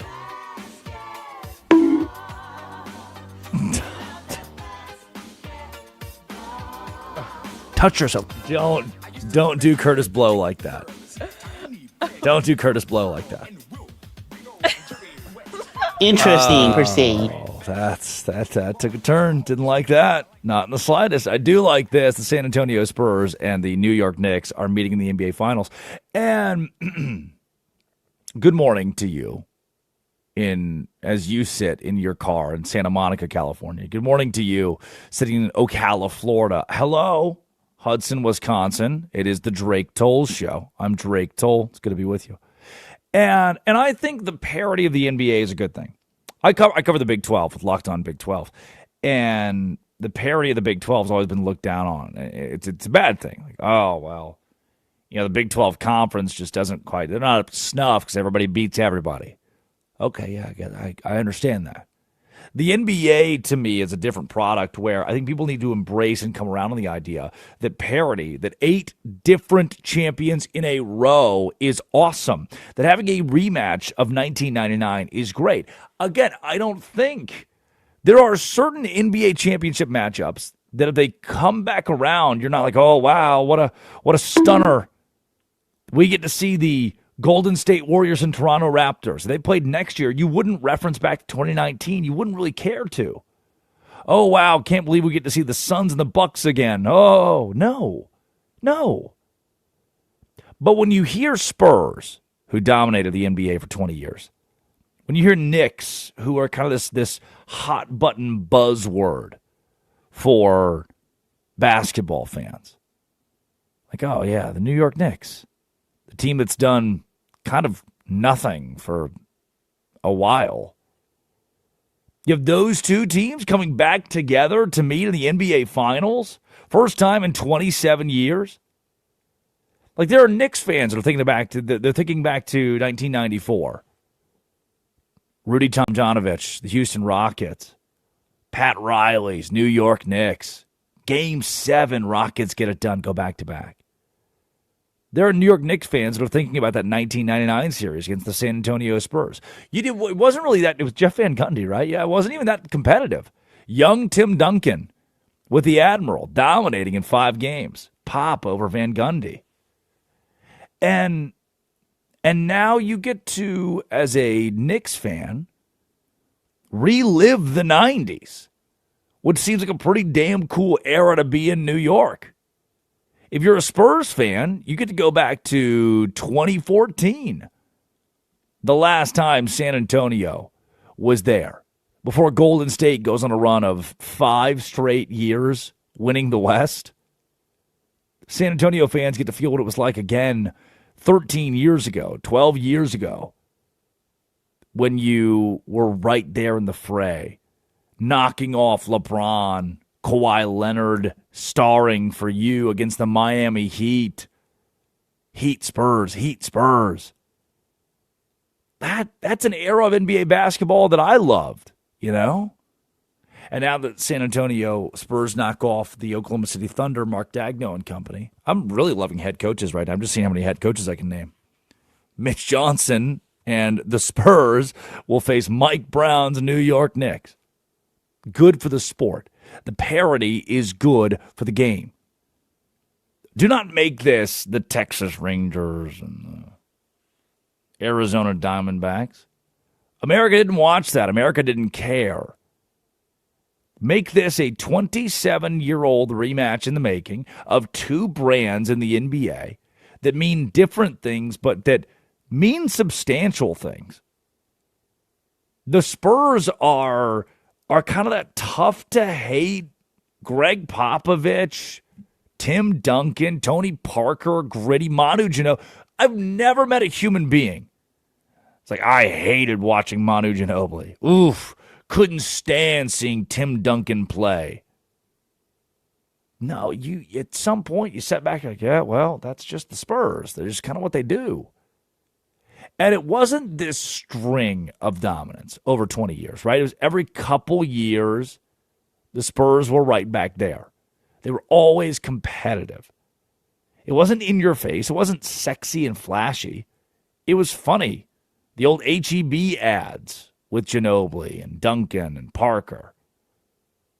That's what the Spurs mean to America. Not a team to hate, but a team that rises to the top of the association, and you look at them and go, yeah, all right, fine.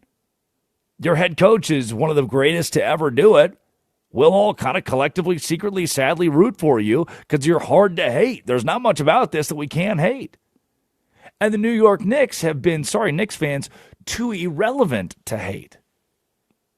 There are sports fans in the country that will say, oh, I hate New York sports. Oh, I hate the New York fan base. Oh, I don't like the market. So I just automatically dislike all of their teams. But honestly, no one really hates the Knicks. No tied-in NBA fan of the Lakers, the Magic, the Bucks, the Raptors right now is saying, I can't stand the Knicks. There hasn't been enough relevance around that name. The Bakers haven't been in the spotlight enough for you to be hated like that right now.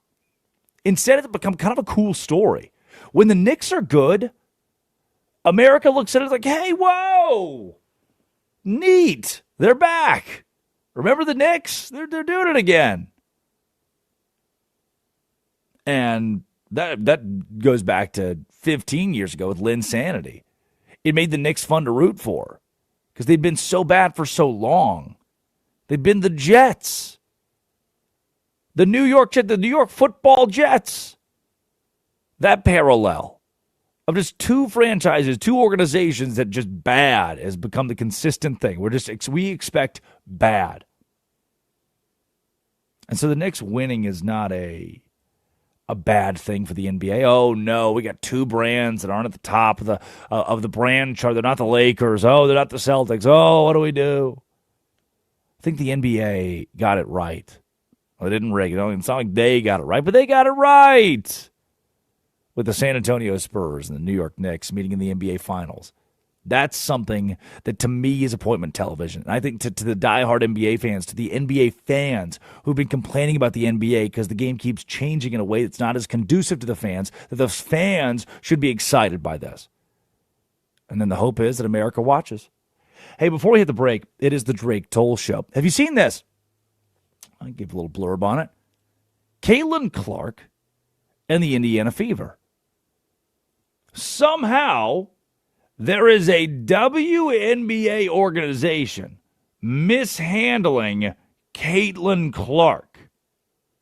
Sophomore season for Clark. As Clark gets deeper into the WNBA,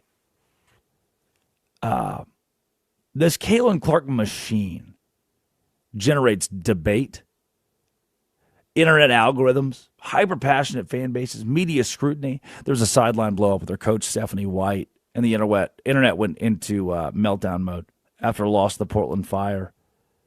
Conspiracy theorists saying that she wants her coach fired, that she wants to sabotage the locker room, that there's an injury narrative when the Fever rested Clark to manage a minor lingering back issue. What if she's just sitting out, questionable, because Caitlin Clark doesn't want to play?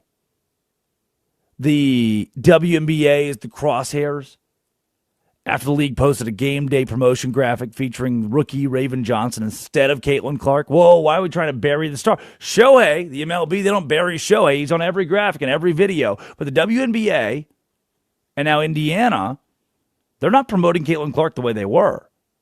Why aren't they propping up the star? Follow this. Watch this. I want to throw it out there. It's that hantavirus boat thing. The hantavirus boat thing didn't really become anything, but at least we knew. Watch out, national media-wise. The next couple weeks, Caitlin Clark is your star. Don't forget that. Caitlin Clark helped make you.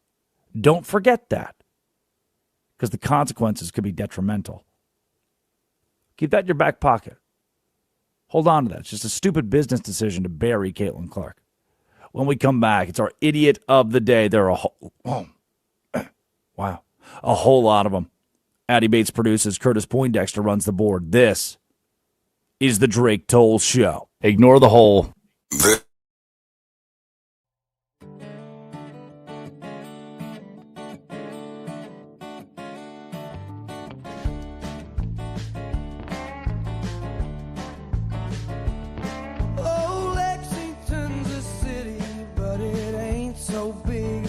Me out, and if I need a breather I can hit the parkway.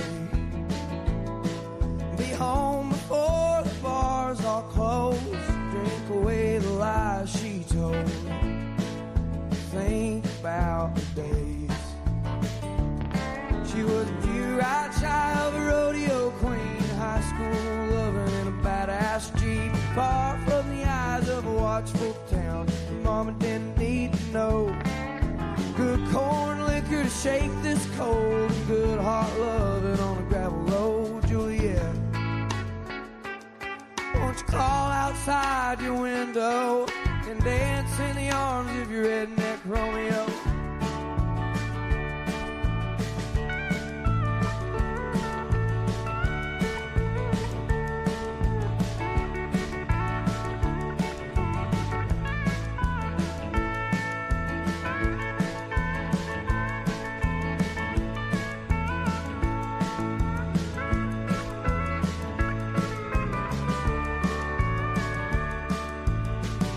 Push came down to shove, I'd be a band for her love.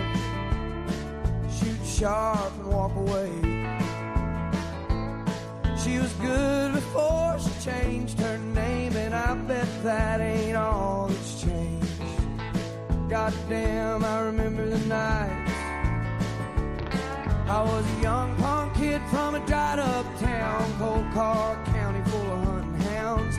She was the one who kept those boys at bay.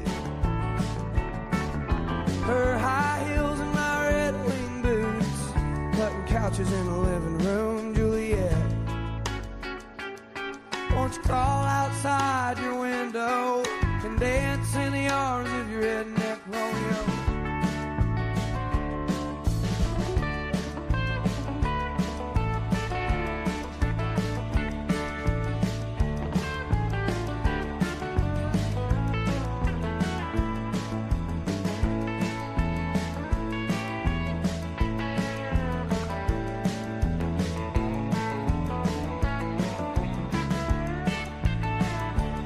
I can't win for all this losing, I can't see for all this boozing.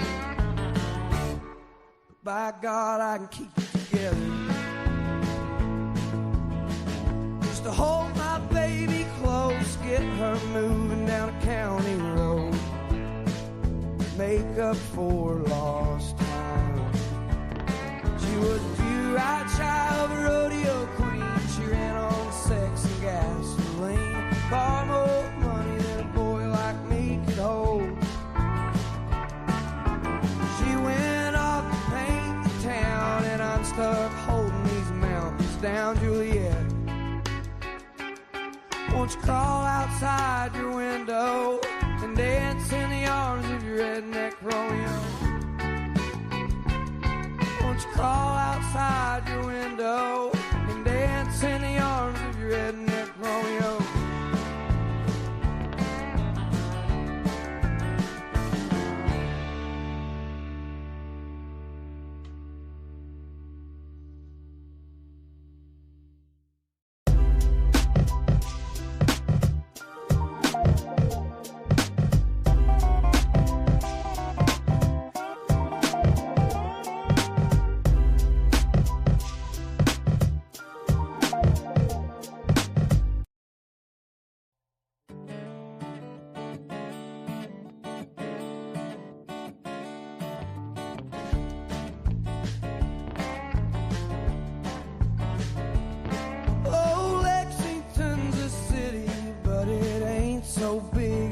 Me out, and if I need a breather I can hit the parkway.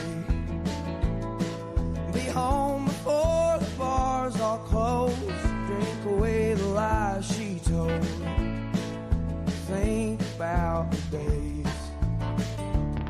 She was a few-eyed child, a rodeo queen, high school lover in a badass Jeep, far from the eyes of a watchful town. Mama didn't need to know. Good corn liquor to shake this cold, and good heart loving on a gravel road, Juliet. Won't you crawl outside your window and dance in the arms of your redneck Romeo?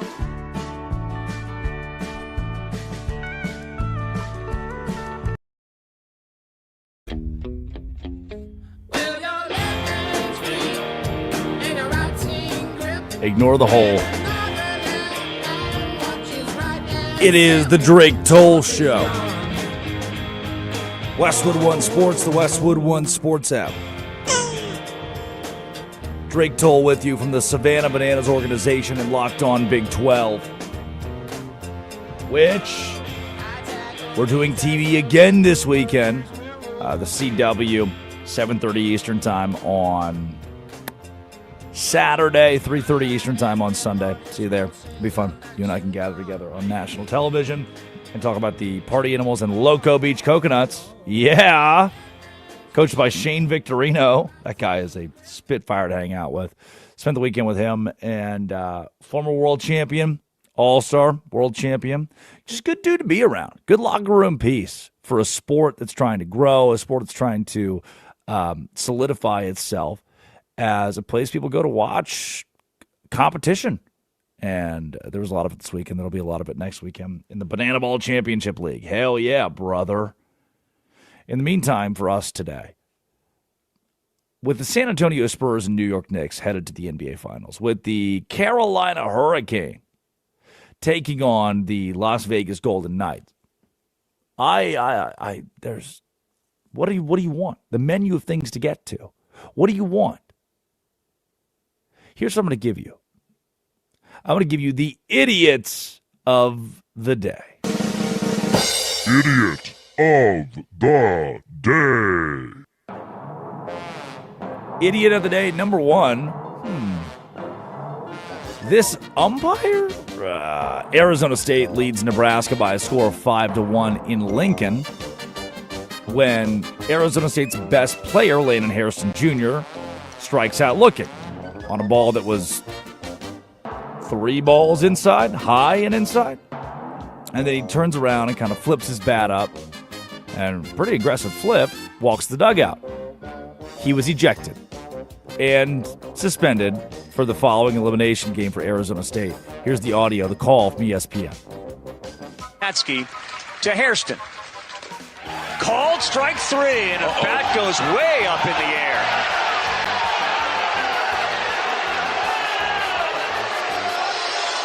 That was a display that can get you run out of a game. Yeah, I'm pretty shocked that it didn't. And they're going to have a meeting, the umpires. That one, that's a no-no.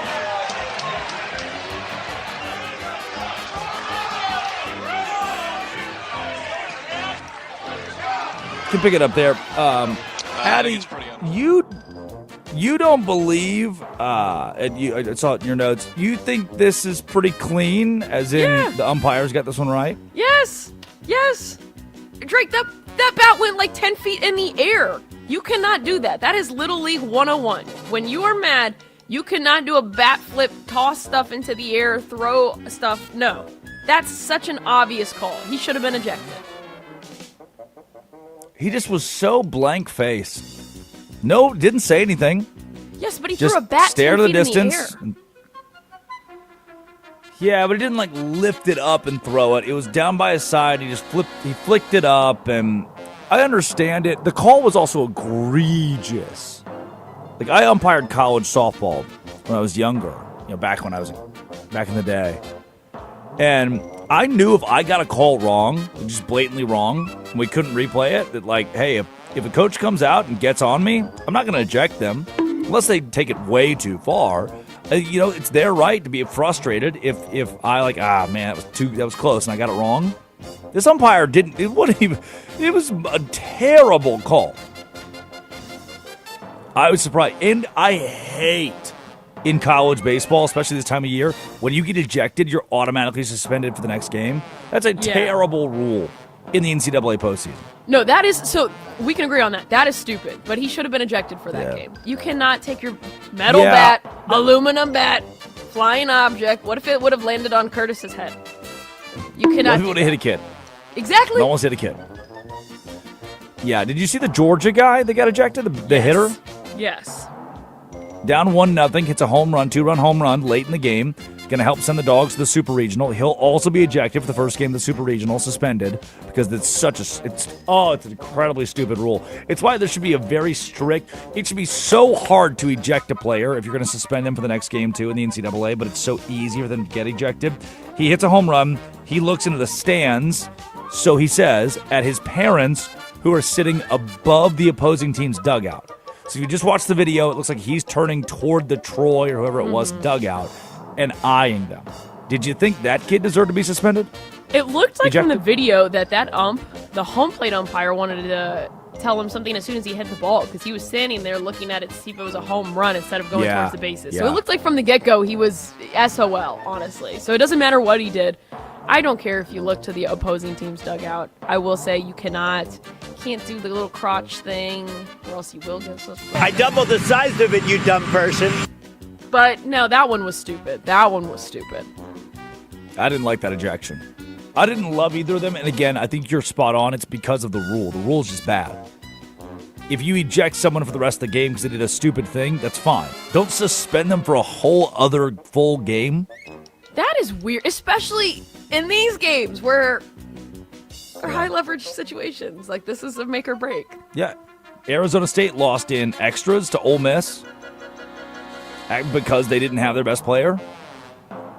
You know, I mean, not to say because, but it's a factor in a win-or-go-home format. No, 1,000%. 1,000%. Idiot of the day. Anybody who's still stuck on this, the Abdul Carter, Jackson Dart, Jameis Winston.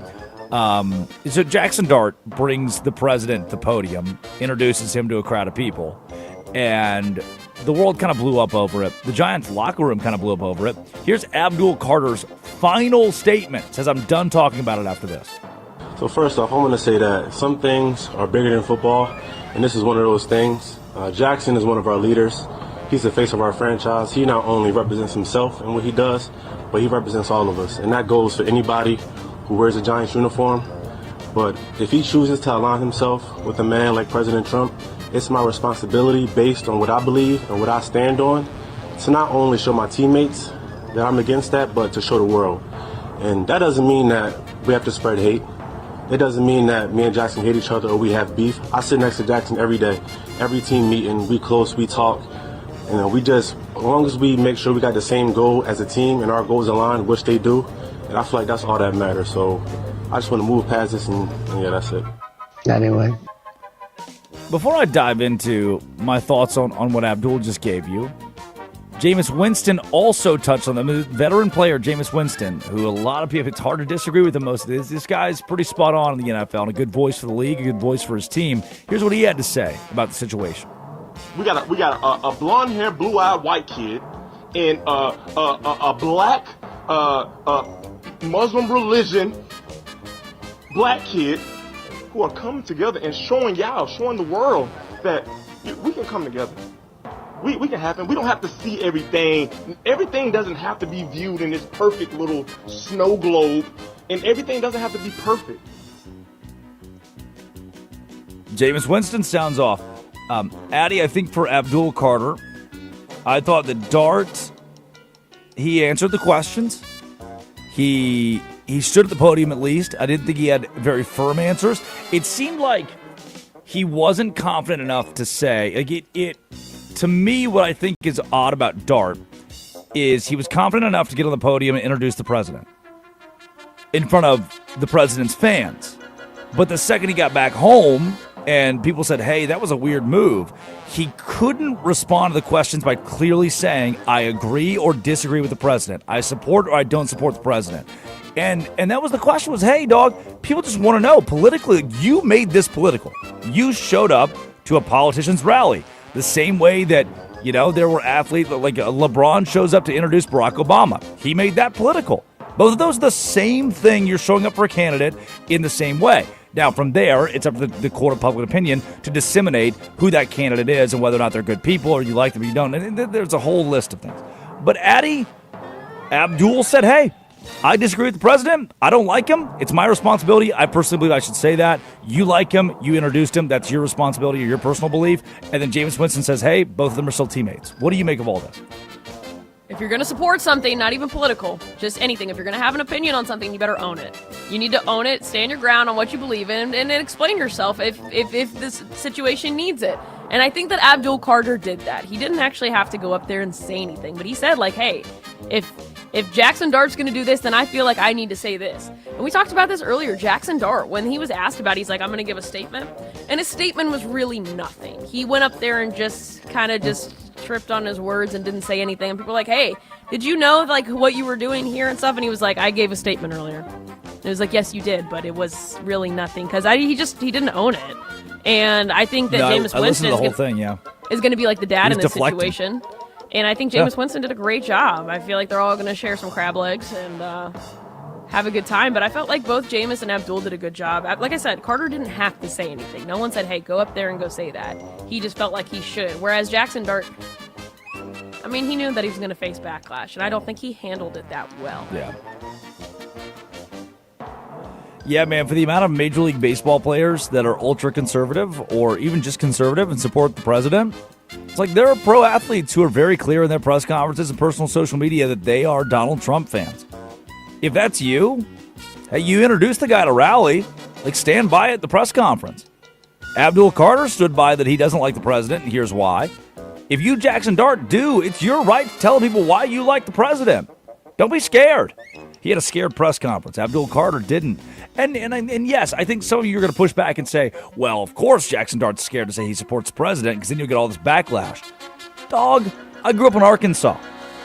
For athletes that like Barack Obama, they got substantial backlash. The president just said it. Donald Trump just said that Jackson Dart's getting backlash for loving me. But over half the country loves me too. So over half the country supports Jackson Dart. So dude, speak with your chest. If you're going to make it political, because if LeBron supports Barack Obama, you're alienating 50% of the country. If Jackson Dart supports Trump, you're alienating 50% of the country. Once you step across that line, you chose that. I saw a tweet about it that said, if on your personal car you have a Donald Trump sticker or Barack Obama sticker, that's fine. That's your car. But on your UPS truck, if you put one on there, if you're the face of the Giants, if you are speaking on behalf of the Giants, that's when it's different. Yeah, no, I agree wholeheartedly. I think you also see this kind of with KC's kicker, what is his name, Harrison? Butker? Yes, Harrison Butker. Kind of the same thing with that one. Was that the women belong in the kitchen guy? Yes. I don't remember what he said. Every time he misses, he kicks wide left. Interesting. I doubled the size of it, you dumb person. But he's owned it. He's owned what he believes. That's what I mean. Yeah, stood by it. Idiot of the day. The Kentucky baseball team. This audio is awesome. A balk in the 9th. Kentucky was up 9-6 headed in the 9th. Oh, you got to just close the game out. Well, with runners on the corners, a balk would eventually tie us at 9, and then magic would happen in Morgantown. That's a balk. A fake to first base, and that'll bring the runner home from third, and we are tied on a balk. High drive, deep right. Van Cleve. Madness in Morgantown. A 2-run go-ahead home run for Paul Schoenfeld.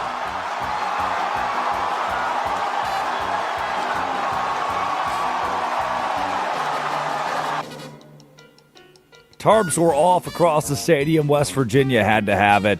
They were on the brink at 2-1 in their regional, their home regional. West Virginia needed a win. They got the win, a 2-run shot to put them ahead. And now today in college baseball, WVU is one of the marquee games because you got to win or go home for almost everybody still competing in this NCAA tournament.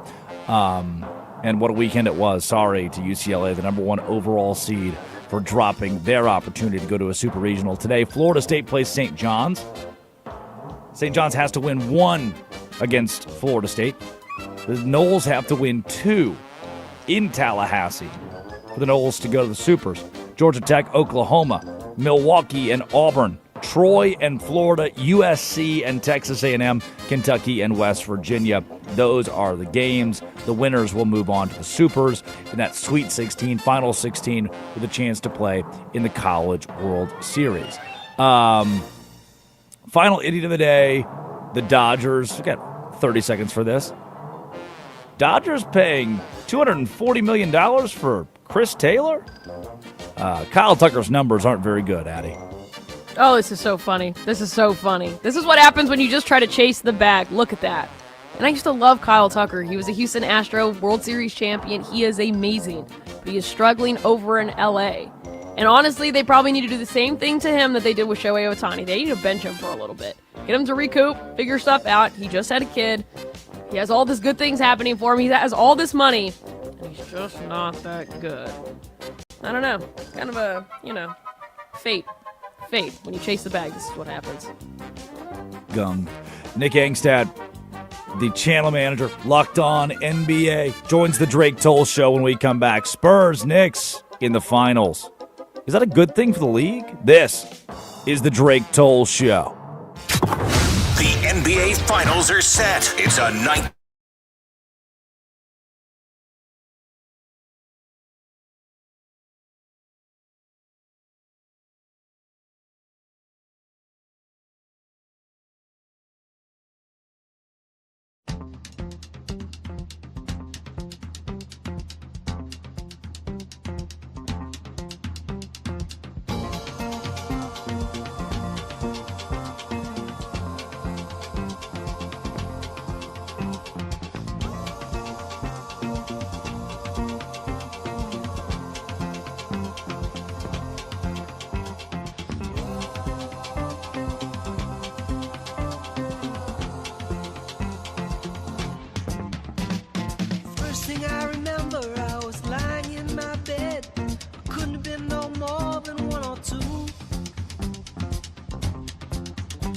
And I remember there was a radio coming from the room next door. And my mother laughed the way some ladies do. When it's late in the evening and the music's seeping through. The next thing I remember, I am walking down the street. I'm feeling alright. I'm with my boys, I'm with my troops, yeah. And down along the avenue, some guys were shooting pool, and I heard the sound of acapella groups, yeah. Singing late in the evening, and all the girls out on the stoops, yeah. Then I learned to play some lead guitar. I was underage in this funky bar, and I stepped outside and smoked myself a J. And when I come back to the room, everybody just seemed to move, and I turned my amp up loud and I began to play. And it was late in the evening, and I blew that room away.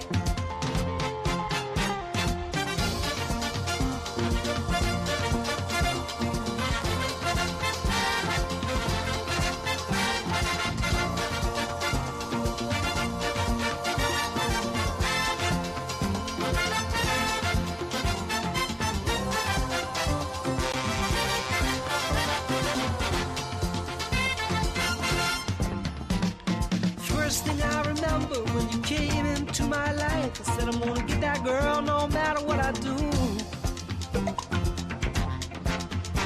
Well, I guess I've been in love before. Once or twice I've been on the floor, but I never loved no one the way that I love you. And it was late in the evening, and all the music seeping through.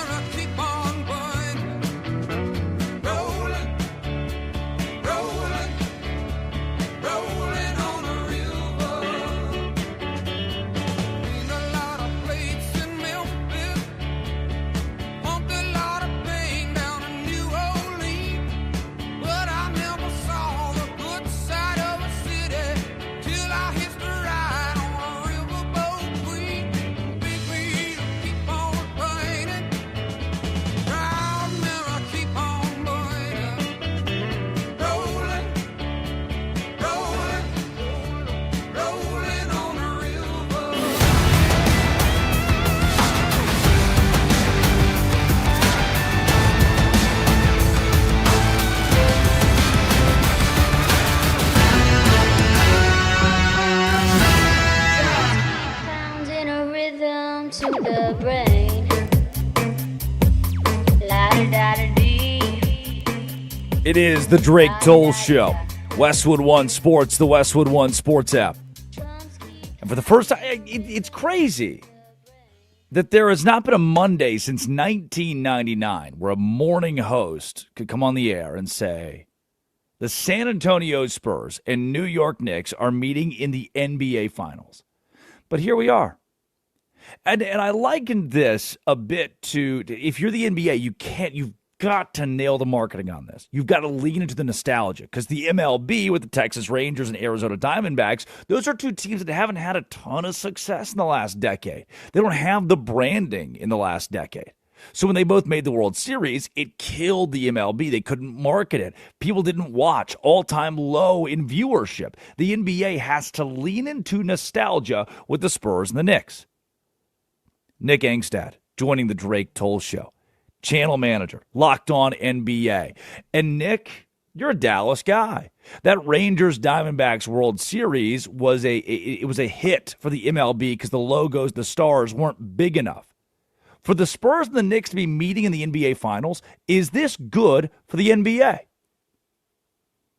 Oh, I mean, just having Victor Wembanyama, I think having that type of singular star is incredibly good for the NBA. Look at the way the NBA has built its legacy over the course of decades, years, right? Like Magic Johnson and Larry Bird in the 80s, like saved the sport. That was like one of the rivalry of those two players, like individually, and maybe even just, Magic on the West Coast and Bird on the East Coast, like saved it on each side. Then you have Michael Jordan, singular star that was like this icon that everybody in the world knew at a certain point. LeBron James, or Kobe Bryant probably comes next. LeBron James after that, then Steph Curry. And I think it's these singular stars where somebody that's not a normal basketball fan will go, oh my gosh, did you see what Victor Wembanyama, did you see what this guy did? Did you see the shot Steph Curry hit? Did you see what LeBron James did, right? Like it's the name that translates to our parents that don't necessarily watch every single game or aren't locked in like that. I think Victor Wembanyama has the chance to become that, like a Steph Curry did most recently. Nick Angstad joining the Drake Toll Show. Nick, I don't know if this is a pushback, but I guess it's maybe an addendum to it, is when I think of Michael Jordan or I think of a Kobe Bryant, especially LeBron James, I think of controversy. And not in a bad way. Controversy is the number one news value. People loved to hate Michael Jordan or loved to hate LeBron. These two teams carry such like all-American storylines, and that's a weird thing to say with Victor Wembanyama, the Frenchman, but these like gritty bootstraps, they just seem so hard to hate. Is that a problem?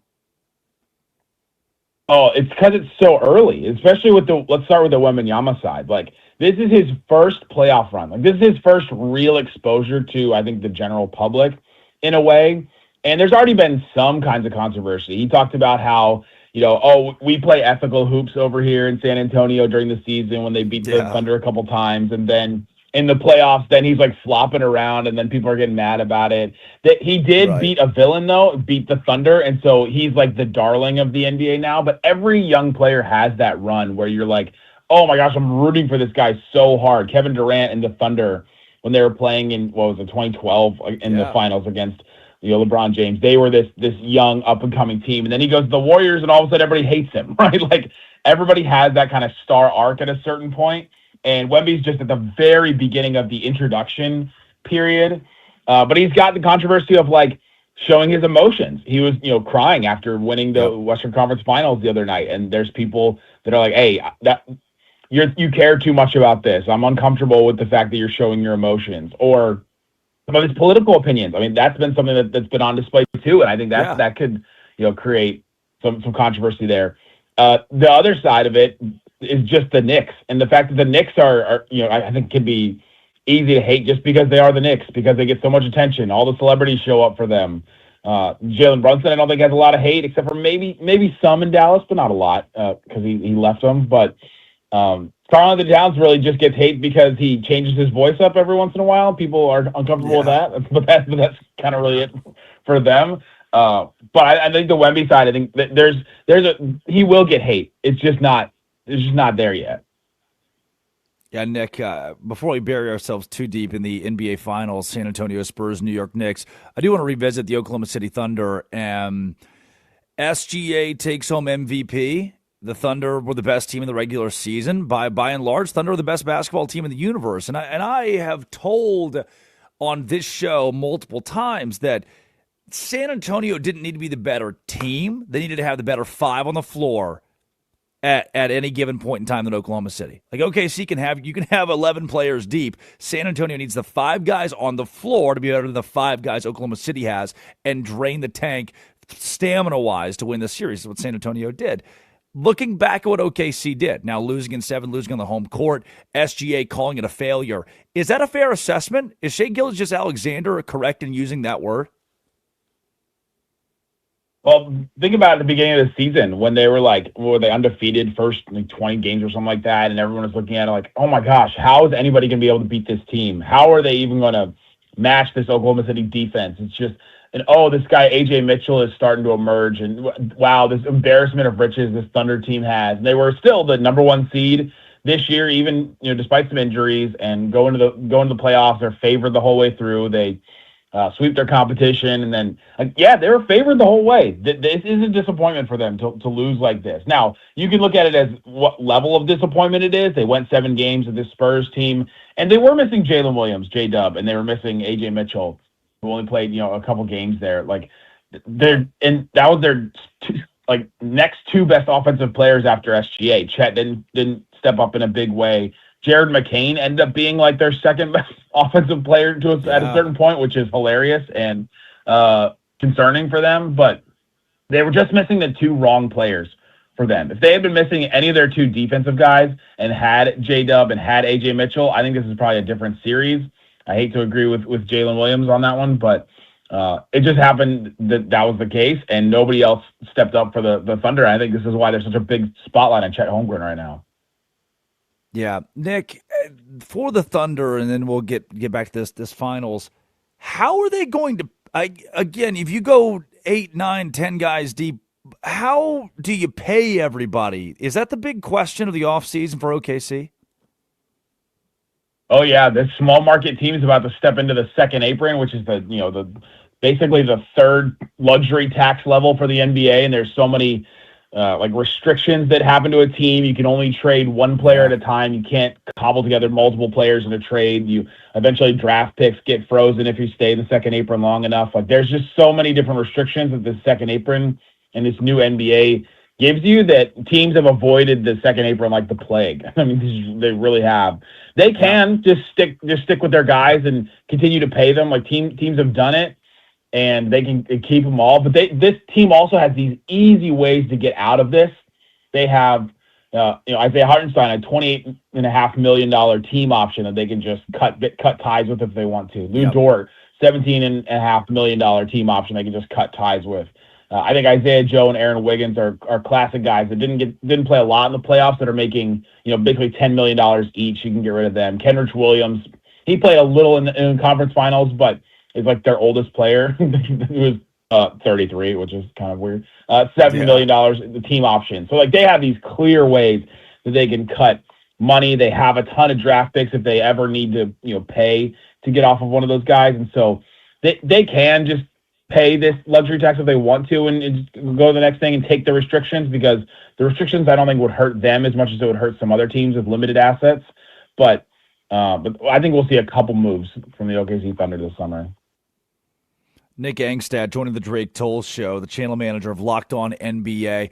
Nick, back to the New York Knicks, the San Antonio Spurs, the Wemby and SGA battle. Because it was right there neck and neck for MVP, getting closer and closer, SGA pulls it off. And I ultimately agreed that the MVP trophy was SGA's this year, but I think you could also make the case, a strong case, that few would disagree with, that Wemby's the best basketball player on the planet. That's not who would give the MVP to semantics conversation. Now going from Wemby SGA to Wemby versus Brunson, SGA and Brunson incomparable from the standpoint of the way they play. How is there a way we see just two separate basketball games, the Wemby side, the Brunson side? Because I'm struggling to picture. I know we've seen these teams play. I'm struggling to picture how Wemby, Brunson are going to be two guys that at any point in time cross paths on the court. I mean, the new NBA, that happens all the time. Like one of the biggest things in the NBA right now is you have to be multiple. You have to be able to guard multiple different positions. You have to be able to attack multiple different ways. You're only as good as like your weakest link, because teams find ways to attack the right player over and over again. And I think Brunson's a guy that will be attacked. The problem is, I think you're right. He'll be attacked by the Dylan Harpers, the De'Aaron Foxes, the Stephon Castles, who are all bigger than him. There'll be times when Wemby and Brunson are matched up, right? That'll be a disaster on defense for the Knicks. I don't think Jalen Brunson has a chance against Wembanyama in that way. But we saw it a couple times where Wemby had to guard SGA in the Thunder series, and that's essentially the same thing schematically. And so I think we will see it then matched up a little bit. But yeah, it's going to be the Towns versus Wemby on one side, and it's going to be the three Spurs guards against Brunson on the other, and then the wings for the Knicks are going to have to find a way to make their case during the series if the Knicks want to win at all. But yeah, I mean that's kind of the case with basketball sometimes. But every once in a while we'll get a Brunson Wemby matchup, and it'll be like, ooh, this is very weird looking, because it's one 7'6" guy and 1 6-foot guy. You were one screen away from LeBron matched up with Steph in an NBA Finals, and even that was that optic of like, oh, there they are, the two stars, but they didn't. That doesn't belong in the matchup. It's what you get out of those being the names leading the teams into the NBA Finals. And now going into this Finals, you just mentioned the Knicks winning. I for the whole country to have agreed 14 days ago that the real NBA Finals, Spurs and Thunder, the two best teams. Now there's so much built around the Knicks because of the win streak and how dominant they've been in the postseason ever since they were down in the series against Atlanta.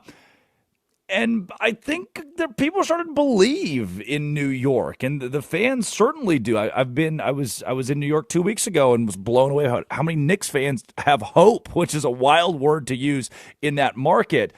Is this going to be a series, or do we stand by the fact the winner of the West is going to win the NBA Finals? I keep coming back to this idea that the Knicks, yes, they've had this historic run, like one of the best 10-game runs in playoff history, for a team to just dominate and run through the Sixers, run through the Cavs, run through the last two games of the Hawks, so they're up by 60 in one of those games. And they played those teams. They dominated who was in front of them. That's what you do in sports, right? You got to play who's in front of you. But they just went from that Cavs defense that has James Harden and a 6-foot Donovan Mitchell in it, and Dean Wade guarding Jalen Brunson, to now having to go against Victor Wembanyama, Steph Castle, even the size of Dylan Harper. That is going to be such a night and day difference for that offense. It's going to be a big adjustment, I think, for the Knicks. But they've had all this time to rest too, so there's that whole conversation you could bring into it, rest versus rust or whatever. The war of attrition for the Spurs. That Thunder series was hard. I mean, that was a hard played series where every game mattered. I think that's why you see blowouts in a lot of those games, because at a certain point you just get broken. You're like, okay, we don't have any. There's nowhere else to dig deep and find where we can find this comeback from, or to keep defending to this level. And so, man, I can't. I'm having a hard time imagining the Knicks being so competitive in this series that it's a 7-game or a 6-game or something like that. I think they'd have to win early in this series if the Knicks are going to win, because that Spurs team, man, it's just going to be a different animal than anything they've faced so far in the playoffs. Yeah, Nick, I grew up a Spurs fan. My first ever NBA game, we'd scrounged up enough money to go see Spurs and Grizzlies back when that was a fun rivalry. The Tony Parker versus the young Mike Conley.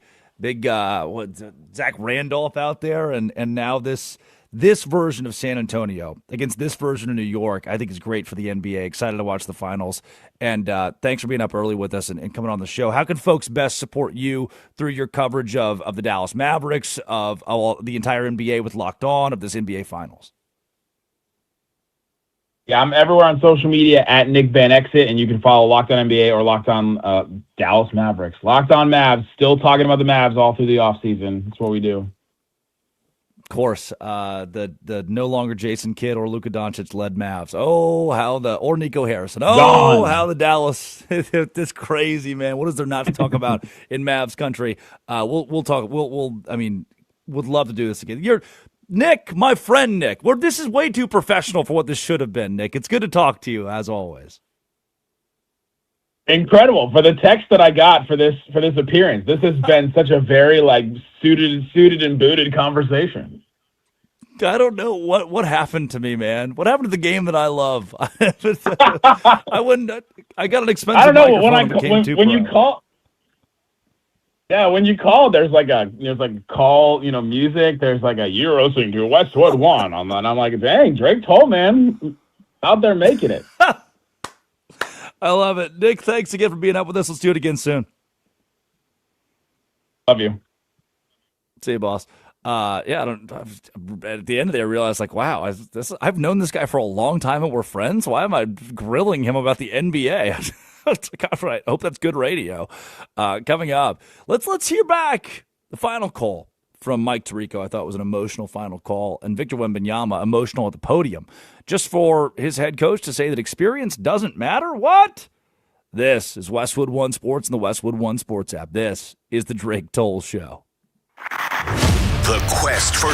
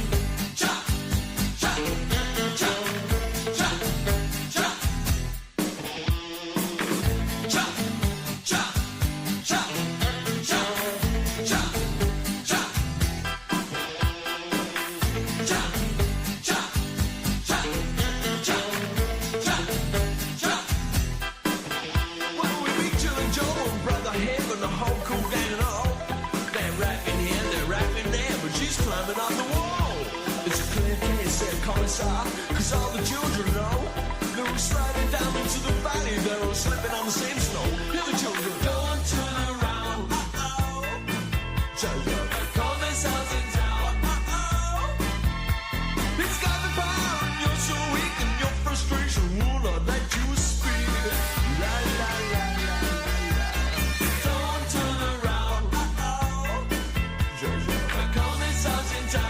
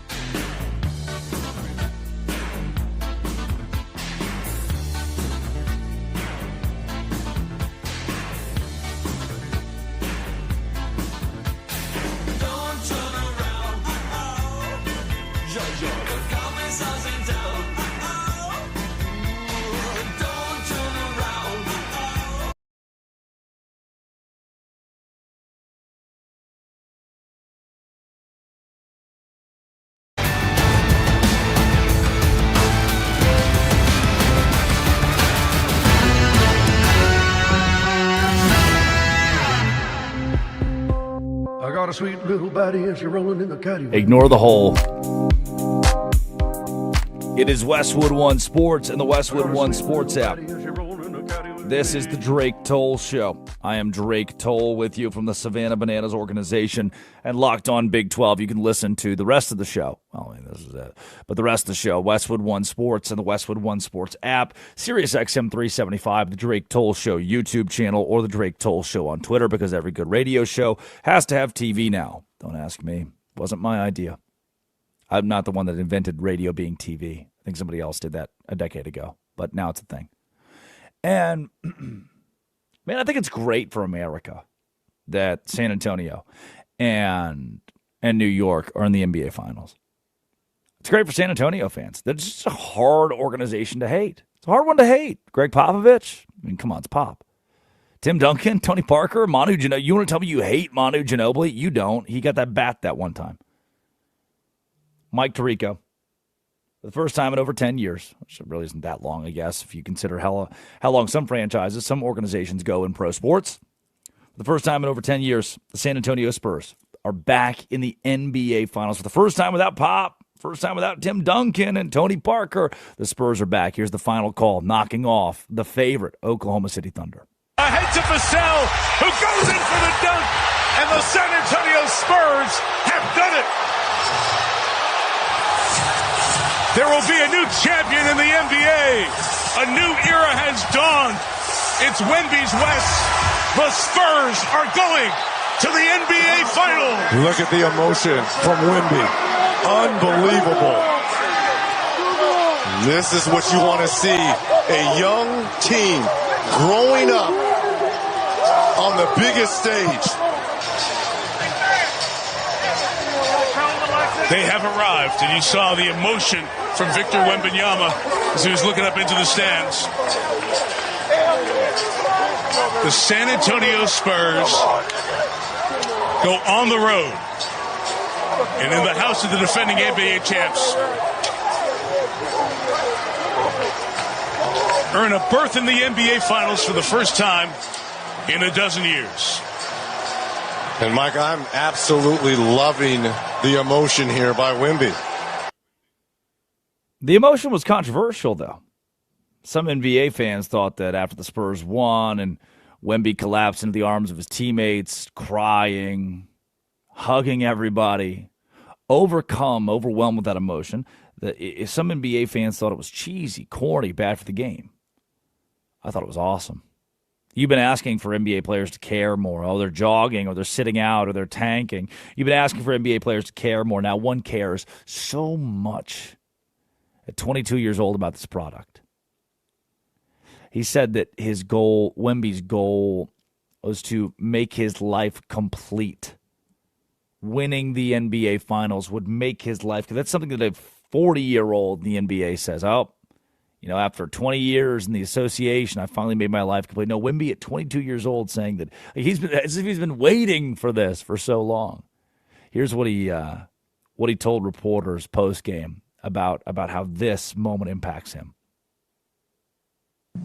Winning the Larry O'Brien, it's a childhood dream. And having a real shot at it, having a chance, tangible chance at winning it, at realizing a dream, it's a chance. It's a lifetime chance, you never know when it's going to happen again. But it's, the day we win it, speaking for myself, it's going to be an amazing day of realization of a dream, It's hard to put into words. It's almost like the meaning of my life, The meaning of my life.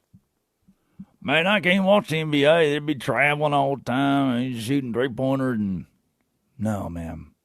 If you're watching the right NBA, if you're watching Victor Wembanyama, you are watching a guy whose meaning of his life is to win the NBA title. That's a level of care you've been asking for. You've got it now. You've got it.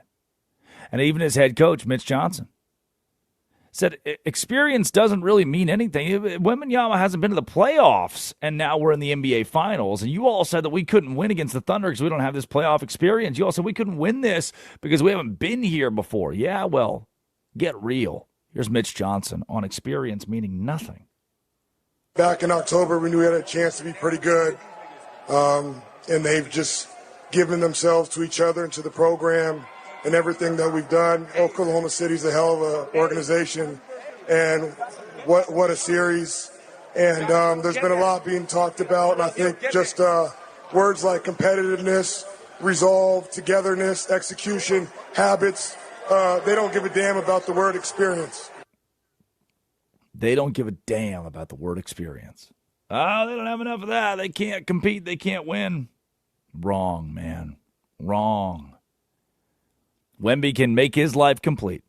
Mitch Johnson can prove experience doesn't really matter. They're all, again, EYBL championship, your middle school championship, your high school state championship, your March Madness, Final Four, Sweet 16. I understand that it might not seem like, oh, it's an EYBL championship. That's not the same as the NBA Final. I'm not saying it's the same, but these guys have played in high-leverage situations. These guys have played in top-notch, high-end sports situations. They've seen pressure.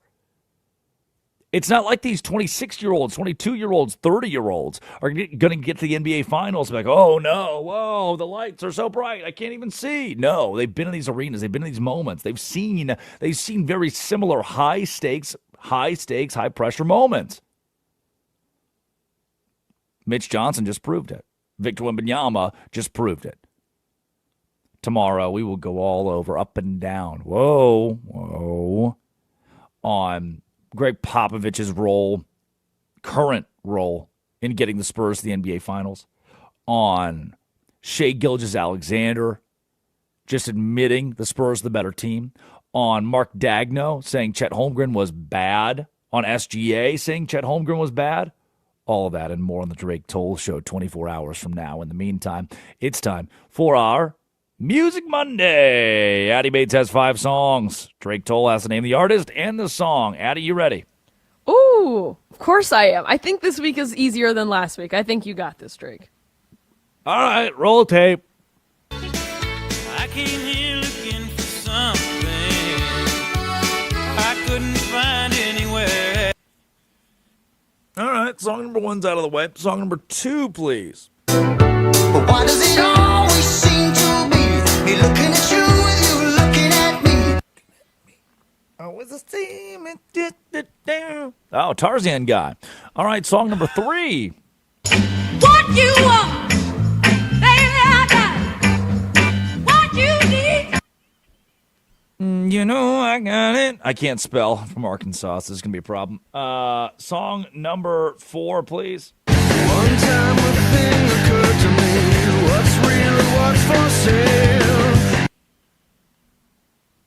Can you take me higher? Different band. That's going to be easy. No. I know what that is. It's Higher by Creed. Fifth song. So happy, I'm laughing through my tears. Soft. Also Higher by Creed? No.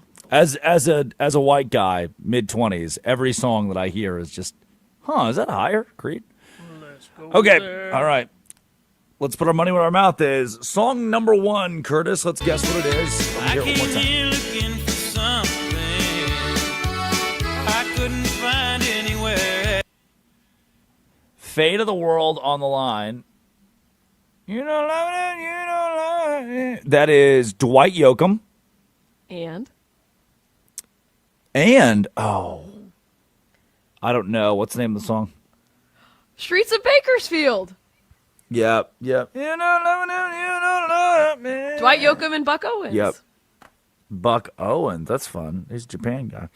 Song 2. But why does it always seem to be me looking at you looking at me? How it's the same, it's just a shame.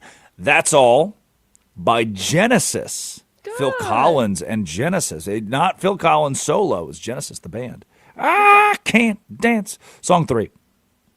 What you want, baby, I got what you need.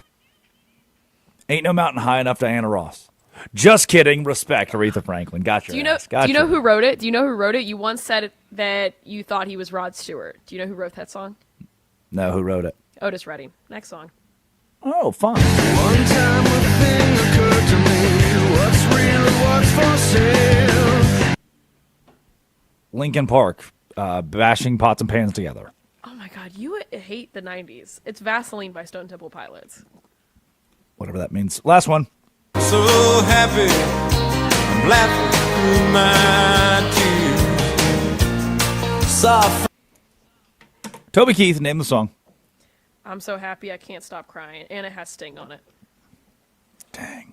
Toby Keith and Sting. That would save the world. Africa would have water across the board. America. Addy Bates produces. Curtis Poindexter runs the board. We'll see you tomorrow. You better, you bet's coming up. Colin Jones, Ryan McGuire, Armin Williams, Bruce Gilbert. Thanks for a job, you cats. It's really fun being here. See you all tomorrow, 24 hours from now. This has been, it always will be, Westwood One Sports, the Westwood One Sports app. The Drake Toll Show. I doubled the size of it, you dumb person. Westwood One